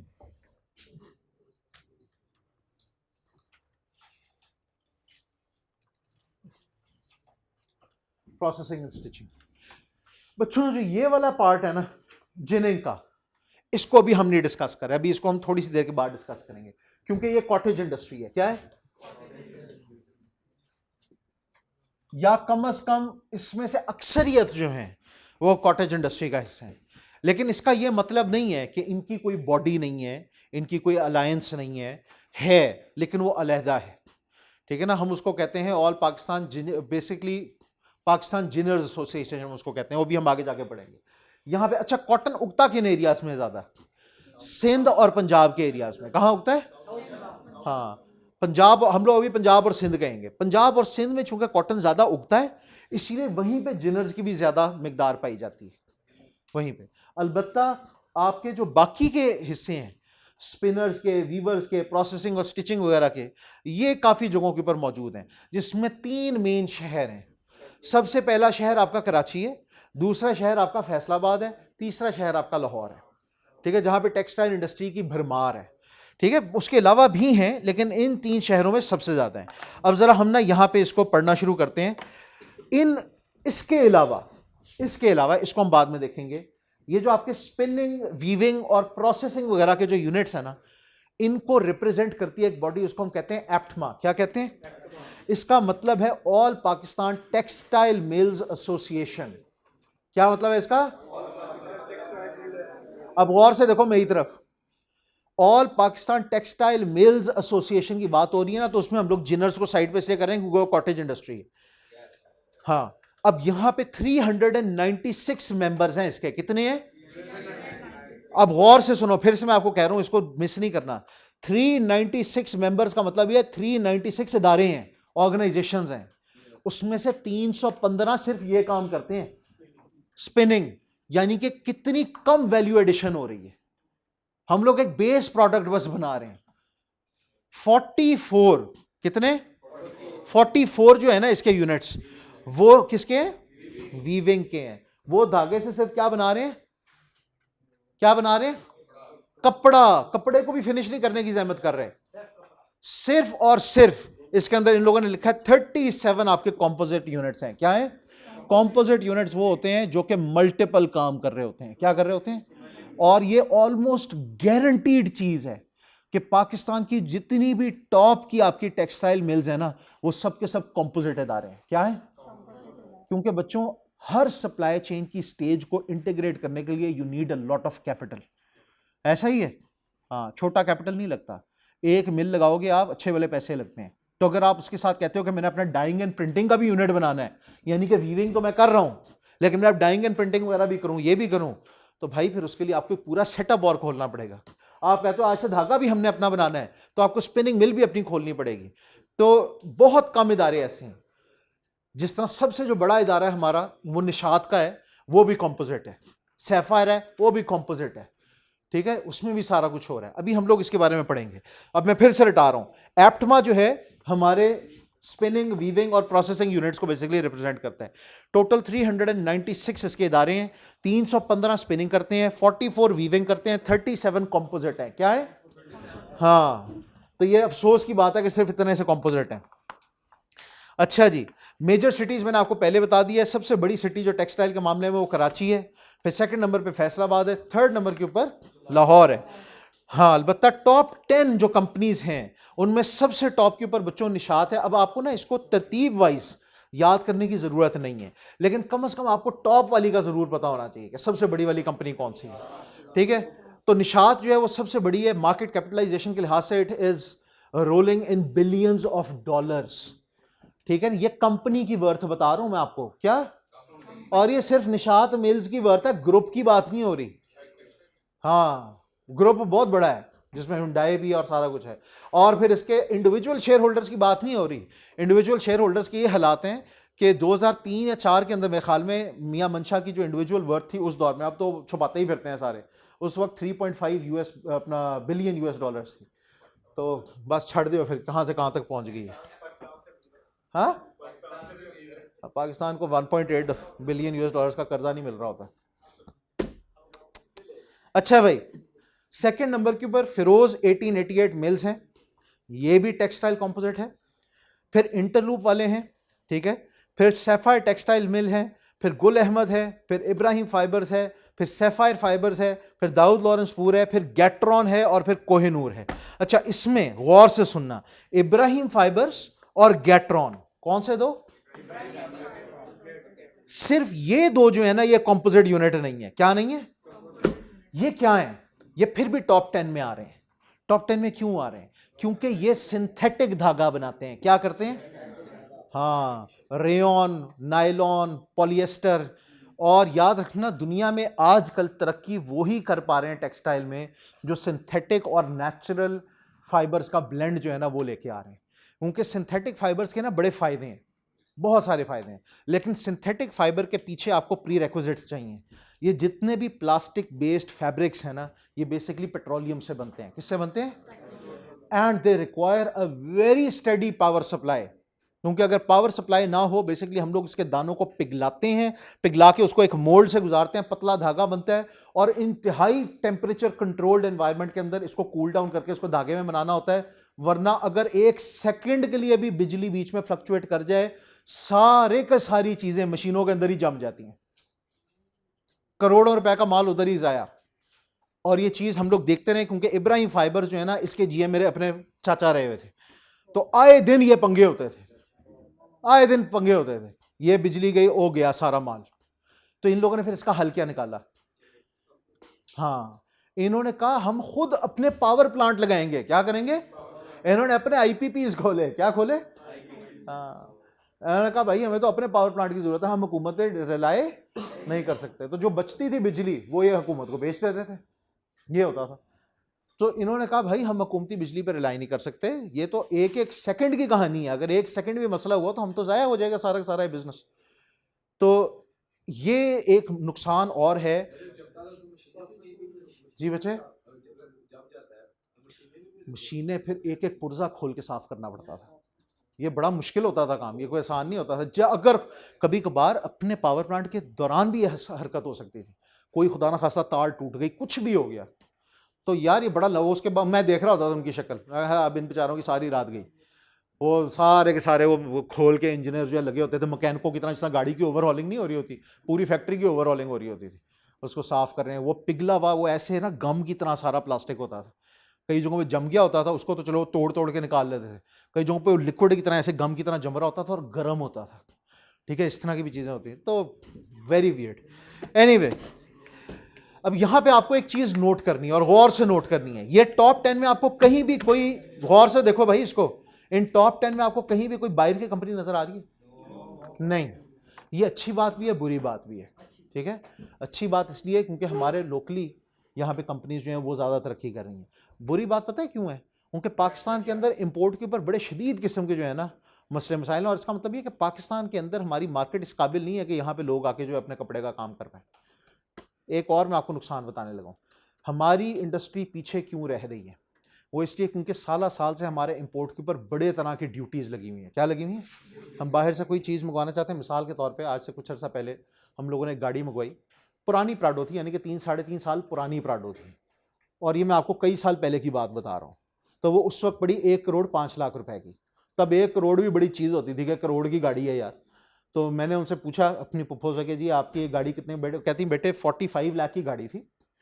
कितनी? 45 लाख की गाड़ी थी और 60 लाख इसके ऊपर टैक्स था। क्या था? हाँ, सुनो सुनो, गौर से सुनो, अभी वो गया, अभी अभी सुनो सुकून से बात ये, हाँ सब्र करो, अभी पता चलता है स्टोरी का। बात ये है कि अगर आप बाहर की गाड़ी नहीं कर रहे इस तरह की और प्राडो आप मंगवा रहे हो, चलो प्राडो की बात छोड़ो, यही आप कोई और गाड़ी भी मंगवा ले तो उस पर भी इतना ही टैक्स था। इंपोर्ट करने पे है ना, तो आप यहाँ लोग, बंदा गाड़ी क्यों इंपोर्ट करता है पहले मुझे ये बताओ? शौक? नहीं, मेरे अभी बहन ने एक छोटी गाड़ी लेनी थी, तो उसने यहाँ की ऑल्टो नहीं खरीदी, उसने बाहर से वो मंगवाई, मीरा मंगवाई। वजह? शौक की बात है। किस चीज का शौक है? खर्चा करने का। खर्चा उतना ही था बल्कि उससे कम था, फीचर्स थे। भाई बात यह है कि उस क्वालिटी की चीज यहां है ही नहीं, है ही नहीं, ना उस तरह की क्वालिटी की असेंबली है, ना वो वाले फीचर्स हैं, सेम पैसों में भी। मैं आपको एग्जांपल दे रहा हूं, मेरे ख्याल में वो 22 या 23 लाख की उसको मीरा पड़ी, यहाँ पे उसको 30 लाख की नई वाली ऑल्टो पड़नी थी, उसने सेकंड हैंड मंगवाई, वो कहती है सेकंड हैंड नई वाली से बेहतर है, मैंने नहीं लेनी। हो या कमाल नहीं हो गया? तो बात सिर्फ इतनी है कि हम, ये मसला हो रहा है, एग्जैक्टली यही मसला कपड़ों के साथ भी हो रहा है कि आप लोग कई दफा जाओगे ना बाहर, कई लोग जाएंगे बाहर से कपड़े खरीद के आएंगे, भाई क्यों पाकिस्तान में नहीं मिलते? मिलते हैं, उनको पता है बाहर महंगे हैं। क्या है? बाहर महंगे होते हैं कपड़े, बहुत महंगे होते हैं, लेकिन क्वालिटी का बहुत डिफरेंस है, बहुत डिफरेंस है क्वालिटी का। अब मैं आपको एक और मजे की बात बताता हूं, इसकी वजह से एक और जो असल इशू हुआ है, आप कहोगे सर ये तो अच्छी बात है कि हमारी लोकल इंडस्ट्री प्रमोट होनी चाहिए। क्या होनी चाहिए? हम लोग पाकिस्तान में बाहर के ब्रांड्स के कपड़े नहीं आने देते, मैं आपको ये बता रहा हूं, नहीं आने देते। लोकली कोई बंदा वैसे ले आए, बाहर से लेके आ जाए, दैट इज फाइन, लेकिन यहां पे लाके उनके बाहर के कपड़ों के ब्रांड्स की दुकानें लगाए, आप नहीं देख पाओगे, ये नहीं हो रहा। हाँ जी, स्मगलिंग है ना यार, तो स्मगलिंग को आप छोड़ो, स्मगलिंग टेढ़े काम की बात नहीं कर रहे, टेढ़ा दिमाग नहीं चलाना यहाँ पे यार। तेरे इलाके में मिलता है सारा कुछ मिलता है, हमारे इलाकों में भी मिलता है, ऐसी बात नहीं है, ठीक है ना। हाँ, बात सिर्फ इतनी है कि आप लोग उसको अगर नहीं आने दे रहे तो इसका मतलब ये है कि पाकिस्तान में कोई प्रॉपर कंपटीशन नहीं आ रहा। क्या नहीं आ रहा? और जब कंपटीशन नहीं आता ना तो इंसान ढीला पड़ जाता है, क्वालिटी लो हो जाती है। अब आप कहोगे जी क्या फर्क, हमारे लोगों ने नहीं भाई, हमारे लोगों ने नहीं खरीदना। अगर हमारी क्वालिटी गिर गई तो हम तो उसको एक्सपोर्ट नहीं करने के काबिल, और एक्सपोर्ट नहीं करे तो फिर हम बैठे रो रहे होते हैं कि हमारी एक्सपोर्ट नहीं है, फलाना ले गया, चाइना ले गया, बांग्लादेश ले गया। सारे पहले ब्रांड पाकिस्तान में बनते होते थे, लेवाइज, एडिडास, आपके जो डीजल वाली जीन्स, ठीक है, वर्साचे, ये सारे यहाँ बन रहे होते थे, और अब वो सारे बाहर बन रहे हैं। वजह, हम लोग क्वालिटी नहीं मेंटेन कर पाए, और दूसरी चीज हम लोग अब महंगे हो चुके हैं। क्या हो चुके हैं? मैंने आपको चाइना का बताया था, वहां पे पावर का है, और बांग्लादेश के अंदर लेबर कॉस्ट सस्ती है। क्या सस्ती है? इन दोनों वजूहात की वजह से हम इन दो मुल्कों से compete नहीं कर पा रहे, हम नहीं कर पा रहे। चाइना पावर के सस्ते होने की वजह से हमें हमेशा मार दे देता है, और बांग्लादेश जो है लेबर सस्ता होने की वजह से हमेशा हमें पीछे छोड़ जाता है। क्या किया है ये मुझे इस वक्त आइडिया नहीं है, लेकिन ये है कि काफ़ी उन्होंने मुराद दिए हैं। उसके अंदर एक मेजर टारगेट उनका पाकिस्तान था, और सेकंड नंबर पे टारगेट इंडिया था, हाँ, कि उसको भी पीछे छोड़ना है। पाकिस्तान को तो उन्होंने बड़े आराम से आउट कर दिया मार्केट से, उसमें इंडिया अपनी, नहीं झूठ को छोड़ो, झूठ नहीं अब चलता, झूठ तो भाई जिस वक्त बांग्लादेश आज़ाद हुआ था ना, उसी वक्त उनका बेचारों का ख्वाब टूट गया था, उसी वक्त प्लास्टिक्स की बोरियां बनना शुरू हो गई थी पूरी दुनिया में। झूठ किस चीज़ में इस्तेमाल होता है? बोरी के अलावा किसी और चीज़ में इस्तेमाल होता है, देखा है कभी? पहले होता था, अब वो भी चीज़ ख़त्म होना शुरू हो गई। एक दौर था तो झूठ जो है ना, it was a very useful thing, हल्की फुल्की यूजफुल थिंग नहीं थी, लेकिन ये इतनी बड़ी इंडस्ट्री थी कि इसके ऊपर इन्हिसार करके उन लोगों ने ये बांग्लादेशी अवाम को हौसला दिलाया था कि फिक्र ना करो, हमारी एक्सपोर्ट कायम रहेगी, बल्कि हम जो वेस्ट पाकिस्तान का उसको हम पाल रहे हैं। लेकिन वो साथ ही बेचारों का हाथ टूट गया, उनके साथ ही जो है उसी वक्त जो सऊदी अरब वगैरह है, इसने अन्य वाह किस्म की पेट्रोलियम की एक्सपोर्ट शुरू कर दी पूरी दुनिया में। 70s वगैरह के अंदर इनके पेट्रोलियम जो है वो बहुत ज़्यादा उस पर आया, अरूज पे आया ना, तो जैसे ही पेट्रोलियम अरूज पे आता है, प्लास्टिक्स भी आते हैं अरूज के ऊपर, याद रखो, that is a by product. ठीक है, चलें। अब वो कहते हैं कि हुकूमत पाकिस्तान ने भी, क्योंकि हमारी एक मेजर इंडस्ट्री है, इसको सपोर्ट करने के लिए कुछ प्रोग्राम्स निकाले हुए हैं। भाई गौर से सुनो, मैं इसको बार बार रिपीट कराता हूँ इसलिए क्योंकि ये दिमाग में बैठने की ज़रूरत है। तो SBP जो हमारा स्टेट बैंक ऑफ पाकिस्तान है ना, उसने इस बड़ी इंडस्ट्री को सपोर्ट करने के लिए इसके कुछ फाइनेंसिंग के प्रोग्राम्स निकाले हैं। क्या निकाले? इसको नाम से जेन में रखना है। पहली का नाम है ERF। क्या है? इसको हम कहते हैं एक्सपोर्ट रीफाइनेंसिंग स्कीम। क्या कहते हैं? ERF से आप कहीं ये ना कंफ्यूज हो जाना कि सर इसमें S क्यों नहीं आ रहा, ये री फाइनेंसिंग का R और F है। क्या है? Export refinancing scheme. और एक है LTFF। क्या है? Long term finance facility. Long term वाला ऑब्वियसली आपकी लॉन्ग टर्म लोन्स वगैरह के लिए होता है, ठीक है, और जो ERF है ये आपके शॉर्ट टर्म जरूरियात के लिए होता है। इस पे ये आपको इंटरेस्ट फ्री या बहुत लो इंटरेस्ट के लोन्स देते हैं, ठीक है। ये आपकी रिफाइनेंसिंग का तरीका कि भाई अगर किसी शख्स को इसलिए एक्सपोर्ट करने में दिक्कत हो रही है कि उसके पास पैसे नहीं है, इस तरह की चीज़ नहीं है, तो वो कहते हैं यार एक्सपोर्ट ज़रूर कर, तेरी मेहरबानी, हम तुझे फाइनेंस करते हैं, ठीक है ना। एक्सपोर्ट चूँकि मुल्क के लिए ज़रूरी है इसलिए। अच्छा, अब इन्होंने आगे आपको कुछ चैलेंजेस बताए हैं कि हमारी ये हमेशा इंडस्ट्री रोती रही है, क्यों रोती रही है या अब भी क्यों रो रही है। उसके अंदर कुछ चीज़ें तो मैंने आपको अपने गुस्से के अंदर भड़ास में निकाल दी, बाकी चीज़ें आप भी इसमें देख सकते हो। पहली चीज़ ये कि हम प्राइस के मुकाबले के अंदर जो है ना दूसरे मुल्कों का मुकाबला नहीं कर पा रहे, चाइना और बांग्लादेश का मैंने आपको दोनों का बता दिया। दूसरा, हमारे पास यहाँ पे बड़ा शदीद किस्म का टैरिफ लगा हुआ है। टैरिफ किस चीज़ का लगा हुआ है? डोमेस्टिक टैरिफ, या इसको ड्यूटी भी हम कहते हैं, कि अगर कोई आप इंपोर्ट करोगे, ये भी मैं आपको बता चुका हूँ, इंपोर्ट करोगे उसके ऊपर बड़ी शदीद किस्म की ड्यूटीज़ हैं। उससे क्या फ़र्क पड़ा है हमारी लोकल मार्केट को ना, बाहर के अमूमी आवाम को, आपको पता है बाहर के कपड़े की क्वालिटी का दो तरह के लोगों को पता है, या एलीट को या शदीद गरीब को, जो लंदन जाते हैं या जो लंडे पे जाते हैं। हाँ, उनको पता है बाहर की क्वालिटी के कपड़े का, मिडिल क्लास को नहीं पता। और मिडिल क्लास हमारी सबसे बड़ी मार्केट होती है। अब सारी की सारी जो इकोनॉमी शिफ्ट होती है ना, वो आमतौर पे होती है मार्केट के मेजर सेगमेंट की वजह से। और पाकिस्तान में मार्केट का जो मेजर सेगमेंट है वो सफ़ेद पोश लोग हैं, ठीक है। वो ना गुरबा हैं और ना ही वो उमरा हैं।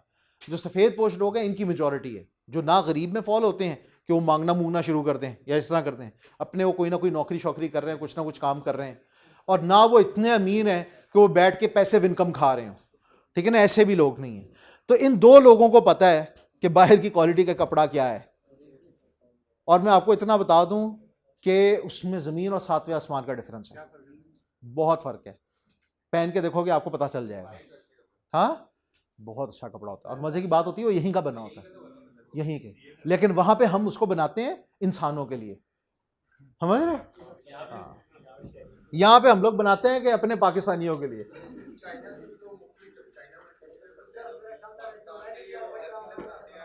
जी, आप मुझे एक बात बताओ कि जब उनको पता है कि पाकिस्तान में हम एक 25 रुपए की बनी हुई चीज़ जो है उसको आराम से 100 रुपए का बेच सकते हैं, कितना हम कमा रहे हैं?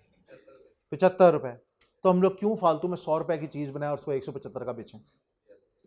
क्या फ़ायदा? 25 रुपए की बनाओ, 100 रुपए की बेचो, ज़्यादा बिकेगी। मार्केट वो इक्विलिब्रियम हम लोगों ने बेसिकली अचीव करना है ना, तो सेल्स भी ज़्यादा हो और इतना हम लोग कॉस्ट भी वो जो है प्राइस भी इतनी कम ना करें कि प्रॉफिट मार्जिन भी ख़राब हो जाए। तो वो जिधर अचीव हो रहा है उसके मुताबिक वो अपनी मार्केट को बांट रहे हैं। एंड यू आर राइट, वहाँ पे बहुत ग्रेड की चीज़ें बन रही हैं, बहुत सारे ग्रेड्स की चीज़ें बन रही हैं। हाँ, चलो जी, अब यहाँ पे इन लोगों ने आगे कहानी बताना शुरू की है, पूरी की पूरी टेक्सटाइल की जो कहानी है ना, इसको मैंने काफ़ी हद तक यहाँ पे एक्सप्लेन कर दिया हुआ है, काफ़ी हद तक। लेकिन इसके अंदर आपको कुछ चीज़ें पता चलना ज़रूरी हैं। याद रखो, सीड कॉटन जो होता है ना, सीड कॉटन, ये कॉटन जो आपका खेतों से फसलों से हम उतारते हैं, इसको हम कहते हैं फुट्टी। क्या कहते हैं? इंग्लिश में कहते हैं इसको सीड कॉटन, क्योंकि इसके अंदर सीड्स मौजूद होते हैं। अभी उसको निकालना है, गंद को निकालना है। अच्छा, ये कहाँ पे ज़्यादा उग रहा है? मैंने आपको कहा था पंजाब और सिंध में। इसलिए पंजाब और सिंध ही के अंदर जिनर्स की भी ज़्यादातर तादाद मौजूद है, और इनकी बॉडी अलहदा है। इनको एप्टमा रिप्रेजेंट नहीं करता। एप्टमा करता है स्पिनर्स को, वीवर्स को, प्रोसेसिंग और स्टिचिंग वालों को, ठीक है। इनकी बॉडी का नाम है PCGA, Pakistan cotton ginners association, ठीक है जी। हाँ, अच्छा, उससे अगली चीज़ जो आपको समझने की ज़रूरत है वो ये है कि जिनर्स की जो डिमांड है वो अफेक्ट होती है कई चीज़ों की वजह से। मौसम की वजह से भी इफेक्ट होती है और टैक्सेस की वजह से भी इफेक्ट होती है। अब गौर से सुनते जाओ इधर। जिस वक्त मौसम खराब होगा, क्या होगा? तो पाकिस्तान के अंदर अनफॉर्चुनेटली हो सकता है उस दफ़ा इतने अच्छे खेत ना होंगे, ठीक है ना। कॉटन जो है वो महंगा हो क्योंकि शॉर्टेज है, और अगर महंगा होगा तो फिर जाहिर सी बात है जिनर्स बेचारों को भी कॉस्ट ज़्यादा पड़ेगी और वो भी आगे मुकाबला नहीं कर पाएंगे। और दूसरे एंड के ऊपर अगर हुकूमत कहे कि जी इंपोर्ट की ड्यूटीज़ को कम कर देते हैं, क्या कर देते हैं, तब भी जिनर्स बेचारों को मुसीबत पड़ जाएगी, क्योंकि बाहर से आने वाला कॉटन वो क्वालिटी में भी अच्छा है अनफॉर्चुनेटली, ठीक है। क्योंकि वहाँ पे जो उग रहा है ना कॉटन, उसके ग्रेडिंग भी अच्छी है और उसकी प्लकिंग और जिनिंग भी अच्छी है। वो सब कुछ मशीनों से हो रहा है और इंतहाई अच्छी ग्रेड का कॉटन हो चुका है। हम लोगों ने इस पर कभी काम ही नहीं किया। हम लोग शुरू के अंदर we were one of the biggest exporters of cotton, और हम लोगों ने उसके अंदर कोई मेहनत नहीं की। तो बच्चों, मैंने आपको पहले कहा था कि नंबर 1 हो जाना आसान है, नंबर 1 रहना जो है ना वो बड़ा एक मेहनत का काम है। वो हमें और आपको मजे की बात बताएं, कपास सबसे ज्यादा हम पता है कहां से इंपोर्ट कर रहे हैं? USA से और इंडिया से। रशिया से नहीं बेटे, रशिया में नहीं उग सकता कॉटन। रशिया में गंदम उगती है, कॉटन नहीं उगता, वो भी बस अजीबोगरीब गंदों में। नहीं, इंडिया से खुलेआम। आपने इंडिया को मजाक समझा हुआ है? इंडिया हमारा इतना बड़ा ट्रेड पार्टनर है। आपका क्या ख्याल है हम लोग इससे क्यों नहीं जंग करते? आपको कभी ये नहीं ख्याल आया कि हमारा डिफेंस जो है वो बॉर्डर तक गुजर, लगता है अगला इन्होंने अमृतसर के अंदर जाके डिफेंस का फेज खोलना है। बरकी जो है दूर दूर तक नहीं हम जाते होते थे, बरकी का गलियारे वगैरह कहीं जाना हो तो दूर से इतने नाके होते थे फौज के। तो अब जो है जनाब वहाँ पे स्कीमों पे स्कीमें बन गई। भाई हम लोग उनसे जंग नहीं कर सकते, हमारे इरादे ही नहीं है, क्योंकि हमारा उनके बगैर गुजारा ही नहीं है। This is true. अगर हम लोग समझते हैं ना कि अपने इलाके के अंदर दुश्मनी करने से कोई फायदा होगा, फायदा कोई भी नहीं होगा, स्पेशली तब जबकि हम लोग तकरीबन सारी तरह से उनके ऊपर। अभी आप अगली भी एक फार्मास्यूटिकल इंडस्ट्री पढ़ोगे, उसमें भी आपको पता चलेगा कि हमारा मेजर जो सारा का सारा दारो इंडिया के ऊपर, सारा रॉ मटेरियल वहां से आ रहा है। क्या नहीं, वो तो इसलिए आया था क्योंकि हम लोगों ने बैन लगाया हुआ था ना इधर, वो और हालात हमारे आपस में ख़राब थे। लेकिन वो जो आपस में इंपोर्टर और एक्सपोर्टर थे, इंपोर्टर और एक्सपोर्टर, वो तो बिजनेसमैन है ना। इंडिया का भी बिजनेसमैन है एक्सपोर्टर जो टमाटर बेच रहा है, और हमारा भी बिजनेसमैन है जो इंपोर्ट करके यहाँ पे बेच रहा है। वो कहते हैं यार हम हुकूमतों के फड्डे होंगे, हम तो अपना काम करें। किस तरह करें? वो कहते हैं यार तुम एक्सपोर्ट करो दुबई को और मैं इंपोर्ट करता हूँ दुबई से। Loop hole. भाई ये रास्ता बंद है ना, ये रास्ता तो नहीं बंद। सिंपल सी बात है, कान यहाँ से ना पकड़ो, यहाँ से आके यूं करे पकड़ लो। कान तो पकड़ना है, असल बात है कान को पकड़ना है। हाँ जी, हाँ जी, लेकिन वो आपके ख्याल में कहाँ से पूरी करनी है? उन्होंने पाकिस्तानी अवाम से 400 रुपये 450 रुपये किलो बिक रहे थे उस वक्त, माफ ना, दुबई के टमाटर। आगे चलें, चलो चलो चलो आगे हम लोगों ने इसको।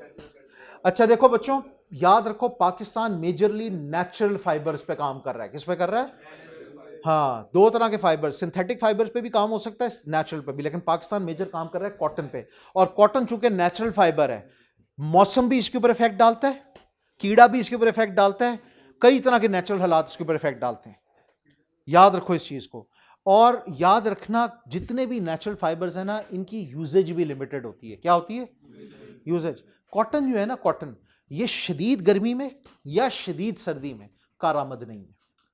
शदीद गर्मी में और शदीद सर्दी के अंदर, इन दोनों हालत के अंदर, शदीद सर्दी में ये कॉटन जो है ये आपको ज़्यादा हीट नहीं दे सकता, और शदीद गर्मी के अंदर इसका मसला ये होता है कि कॉटन जो है ना ये एब्जॉर्बेंट होता है। क्या होता है? ये आराम से जो है ना, अगर पसीना आ रहा है उसको चूस लेगा, और अगर ये उसको चूस लेगा ना तो पसीने के अंदर नमकियात होते हैं। क्या होते हैं? तो स्किन पे रैशेज वगैरह और इस तरह पित्त, हम जिसको पित्त कहते हैं, वो भी रैश की एक फॉर्म है, ठीक है, वो होना शुरू हो जाते हैं। ये हीट रैश होता है। ये क्यों है? क्योंकि हमने कॉटन पहना हुआ है।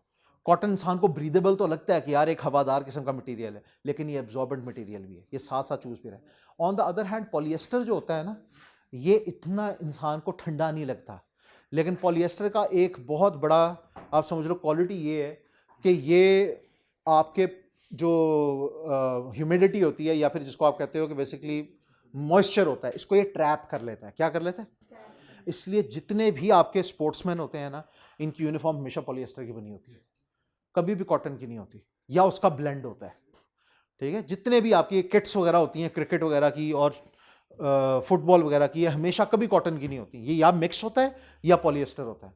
और दूसरा इसके अंदर एक ये चीज़ होती है मज़े की, कि कॉटन जो है ये बहुत जल्दी, इसको हम कहते हैं कि ये फायर स्टार्टर है। क्या है?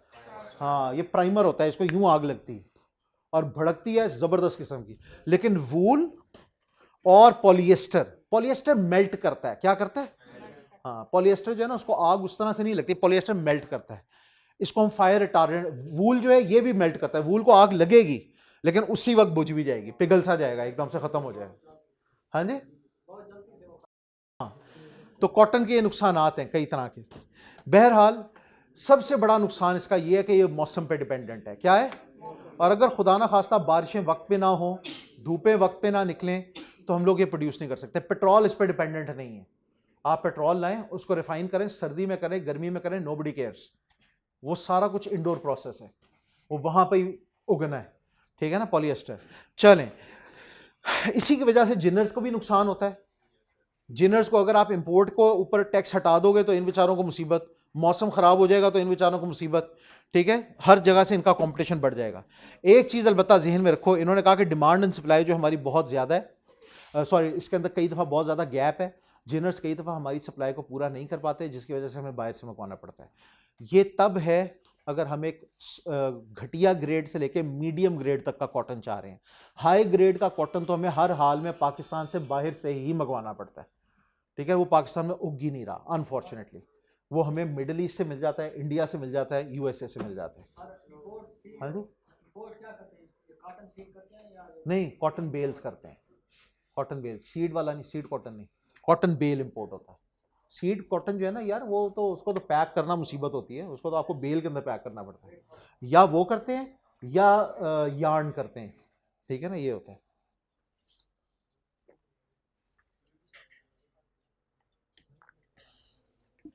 अच्छा जी, आगे आ जाओ, आगे आ जाओ। अब यहां पे इन्होंने एक चीज कही है,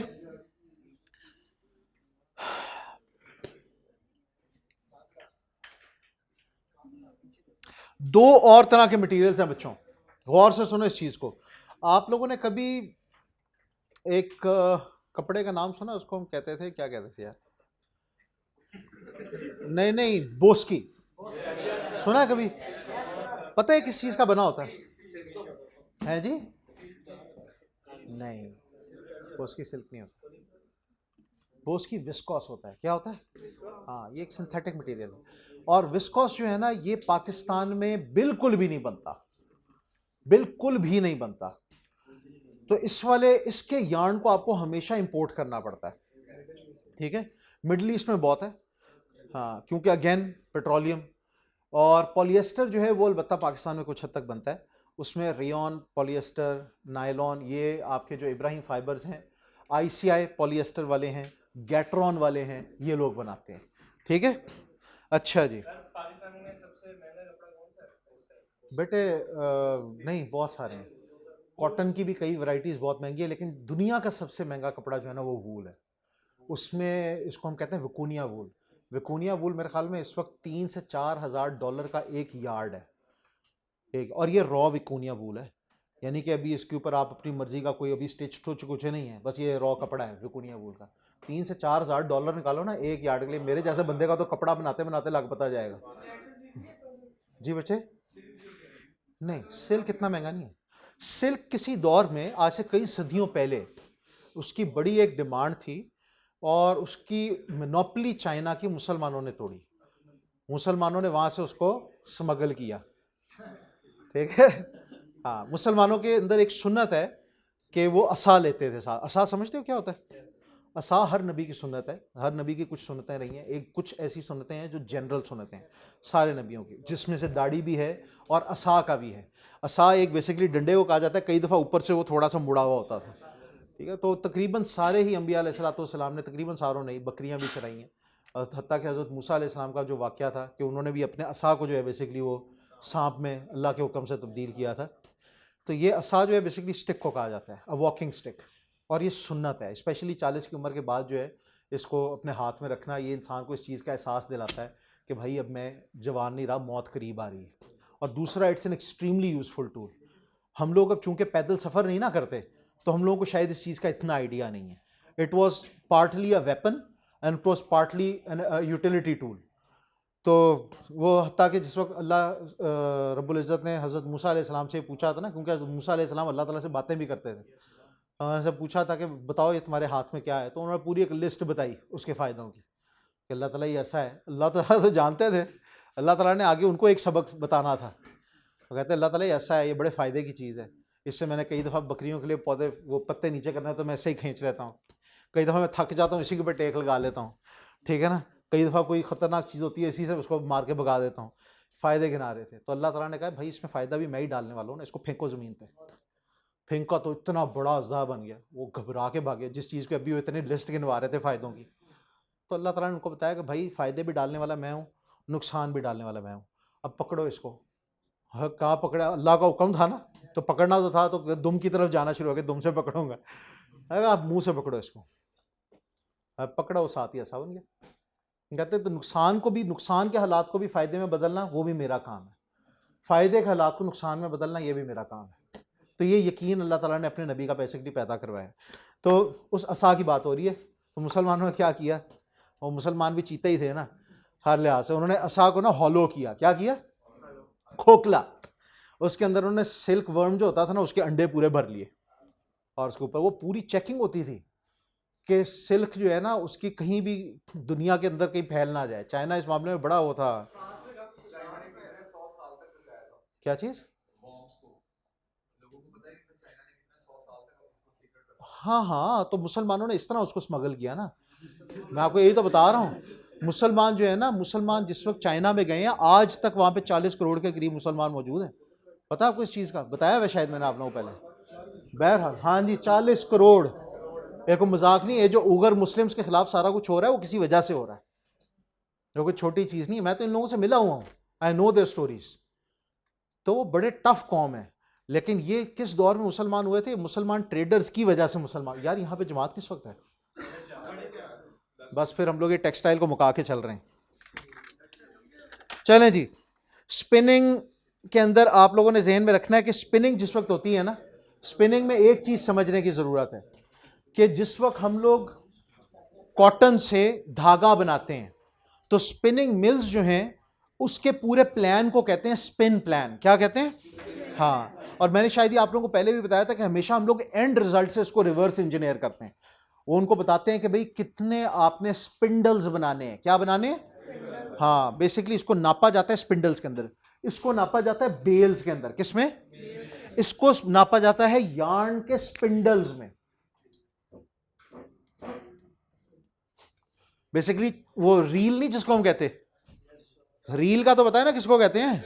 हाँ, धागे की रील। वो धागे की बड़ी बड़ी रील्स होती हैं इंडस्ट्रियल लेवल की, ठीक है? हाँ, वो वाली नहीं रील।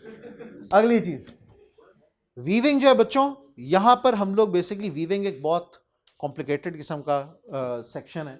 यहां पे होता क्या कि यहां पे एक चीज होती है, उसको हम कहते हैं लूम। क्या कहते हैं? उसके अंदर एक फ्रेम होता है। क्या होता है? इसको कई लोग ए फ्रेम भी कहते हैं, लेकिन असल में बेसिकली लूम होती है। उसके अंदर बच्चों हम लोग ये आपके लॉन्गिट्यूडनल धागे होते हैं, इनको हम लोग कहते हैं वार्प्स। क्या कहते हैं? वार्प्स। और इस तरह वाले जो धागे होते हैं ना, उनको हम कहते हैं वेफ्ट्स। क्या कहते हैं? हाँ, ये वाले धागे जो है ना पहले लगा लिए जाते हैं, फिर उसके बाद ये वाली जो चीज है ना, ये बार बार ऊपर से यूं करके खींच के एक एक धागे को इसके अंदर बिठाती है। इस तरह से आपका कपड़ा बनता है। इसको हम कहते हैं वीविंग। अब वीविंग के अंदर इसको हम उर्दू में कहते हैं ताने और बाने। हाँ जी, हाँ, तो ये ताना बाना होता है। हाँ, तुम लोग ताने बाने याद रखो। इस वाले के अंदर हम लोग इसको जो है ना हम लोग गिनते हैं। यार थान को हम लोग क्या कहते हैं? मैं तो थान का भूल ही गया हूं अंग्रेजी।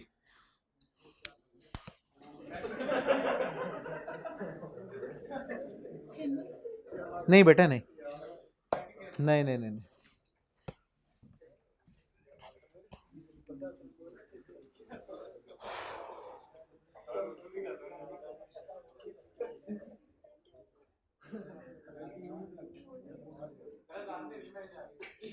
अच्छा,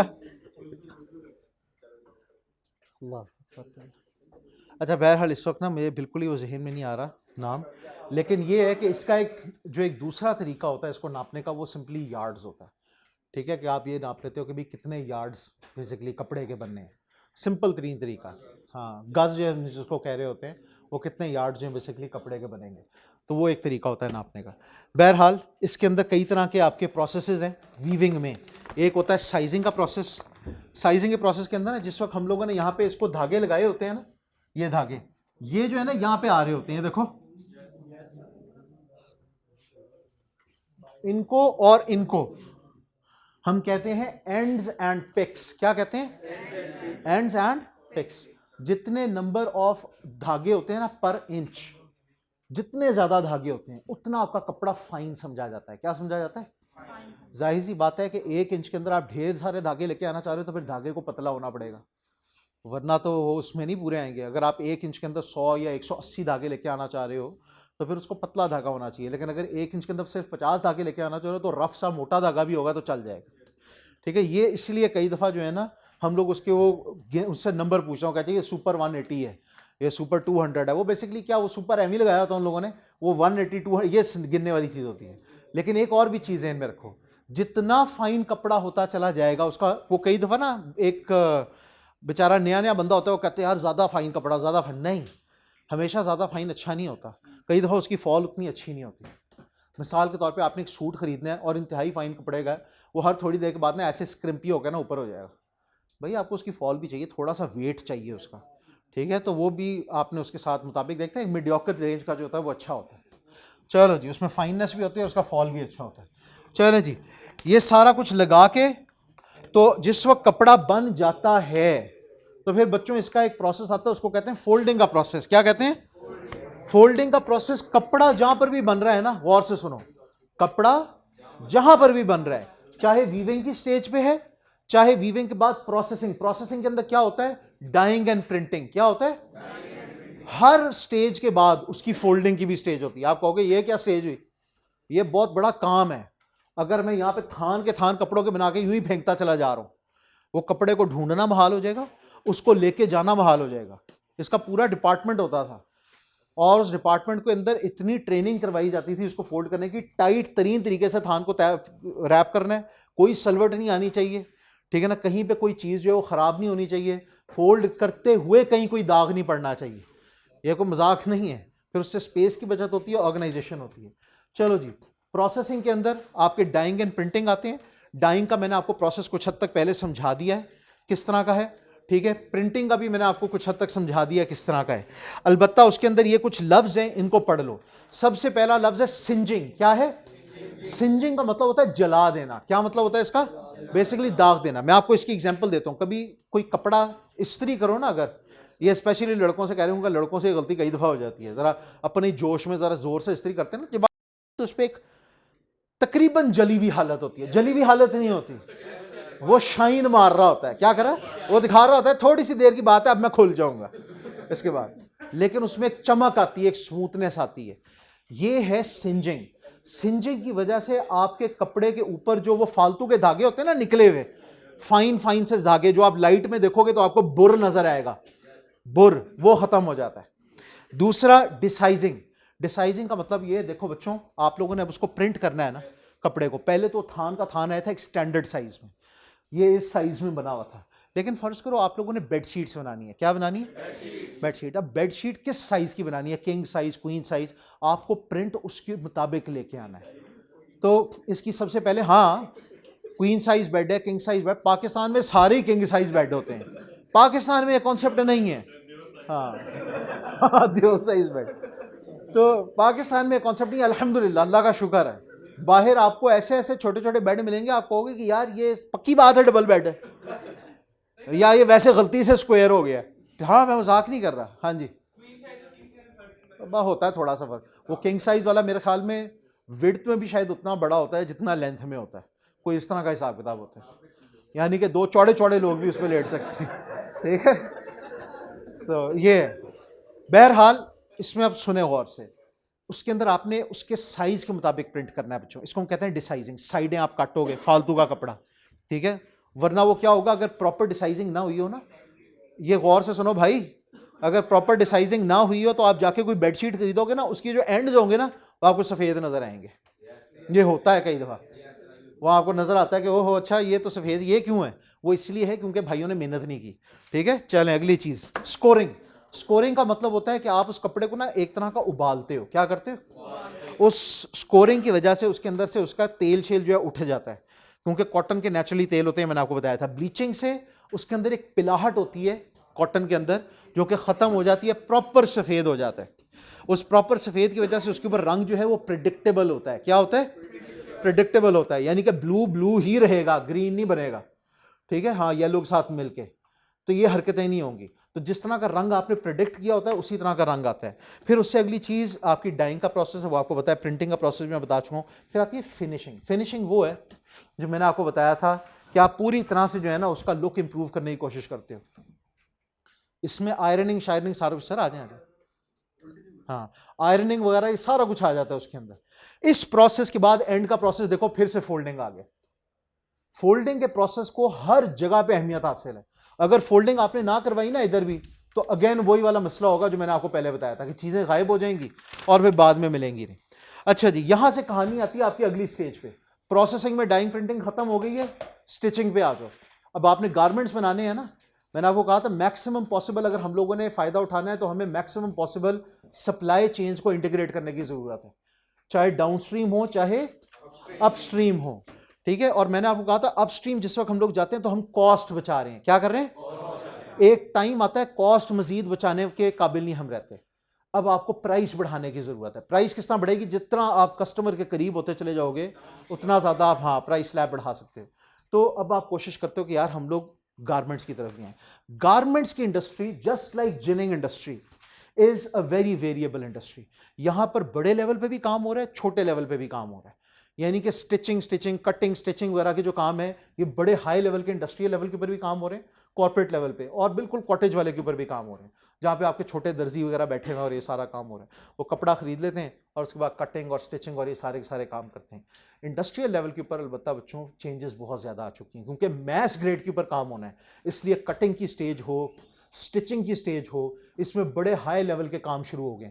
डिज़ाइन आपके ऑफिस में बैठ के डिज़ाइन हो जाता है, ये नहीं होता कि आप उसको बना के देते हो कि यार ये होगा, इतना साइज़ ये होगा, नहीं, कंप्यूटर पे सारा डिज़ाइन हो रहा है। और ऑटो कैड मशीन्स उसको लेज़र के साथ या वाटर जेट के साथ कपड़े को कट कर देती हैं, और एक वक्त में एक कपड़ा कट नहीं होता, एक वक्त में पूरे पूरे आप समझ लो 100 500 कपड़े इकट्ठे रख के कट होते हैं। ये इसका फ़ायदा है मशीन्स का, ऑटोमेशन का। ठीक है बच्चों, ये सारा कुछ है। आखिरी चीज़ बच्चों क्वालिटी कंट्रोल्स हैं। क्वालिटी कंट्रोल्स आप लोगों को चैप्टर नंबर 9 में भी मैंने आपको बताया था कि हर स्टेज पे करना है। किस पे करना है? अगर हर स्टेज पे नहीं किया नुकसान हो जाएगा। शाबाश। आखिरी चीज़ शिपिंग एंड लॉजिस्टिक्स हैं। क्या है? शिपिंग एंड लॉजिस्टिक्स में दो लफ्ज ज़हन में रख लो, एक है एक्स पार्टी और एक है एक्स मिल। क्या है? पढ़ा हुआ है ये बच्चों। बस ना अब इसको हम लोग ख़त्म करके जाते हैं। एक्स पार्टी और एक्स मिल के दो जो मेन फ़र्क हैं वो ये हैं कि कभी कभार आपकी जो प्रोसेसिंग या वीविंग की मिल होती है बेसिकली वो इस चीज़ की भी जिम्मेदारी लेती है कि हम आपके इस कपड़े को डिलीवर भी करेंगे। क्या करेंगे? यानी कि बेसिकली जब तक हम दूसरी पार्टी तक उसको छोड़ नहीं आएंगे तब तक ये हमारी जिम्मेदारी है। क्या है? हमारी जिम्मेदारी। और एक होता है एक्स मिल, यहां से हमारी फैक्ट्री से निकला नहीं, हमारी जिम्मेदारी खत्म। तो जाहिर सी बात है जिस वक्त आप एक्स पार्टी कॉन्ट्रैक्ट साइन करते हो तो फिर आप उसके पैसे भी ज़्यादा चार्ज करते हो। आप कहते हो कि भाई अगर मैं तुम्हारे घर तक इस चीज़ को पहुंचाऊंगा तो ऑब्वियसली इसमें मैं रिस्क ज़्यादा ले रहा हूँ, टाइम और एफर्ट ज़्यादा लग रही है, तो ये सारा कुछ होगा। बच्चों ये थी आपकी टेक्सटाइल इंडस्ट्री, बाकी का भी असर पढ़ के आके करते हैं। सारे बच्चे कोशिश करें कि 4:45 तक यहाँ पहुँच जाएँ, फिर मगरिब तक हम लोग एक दौड़ लें।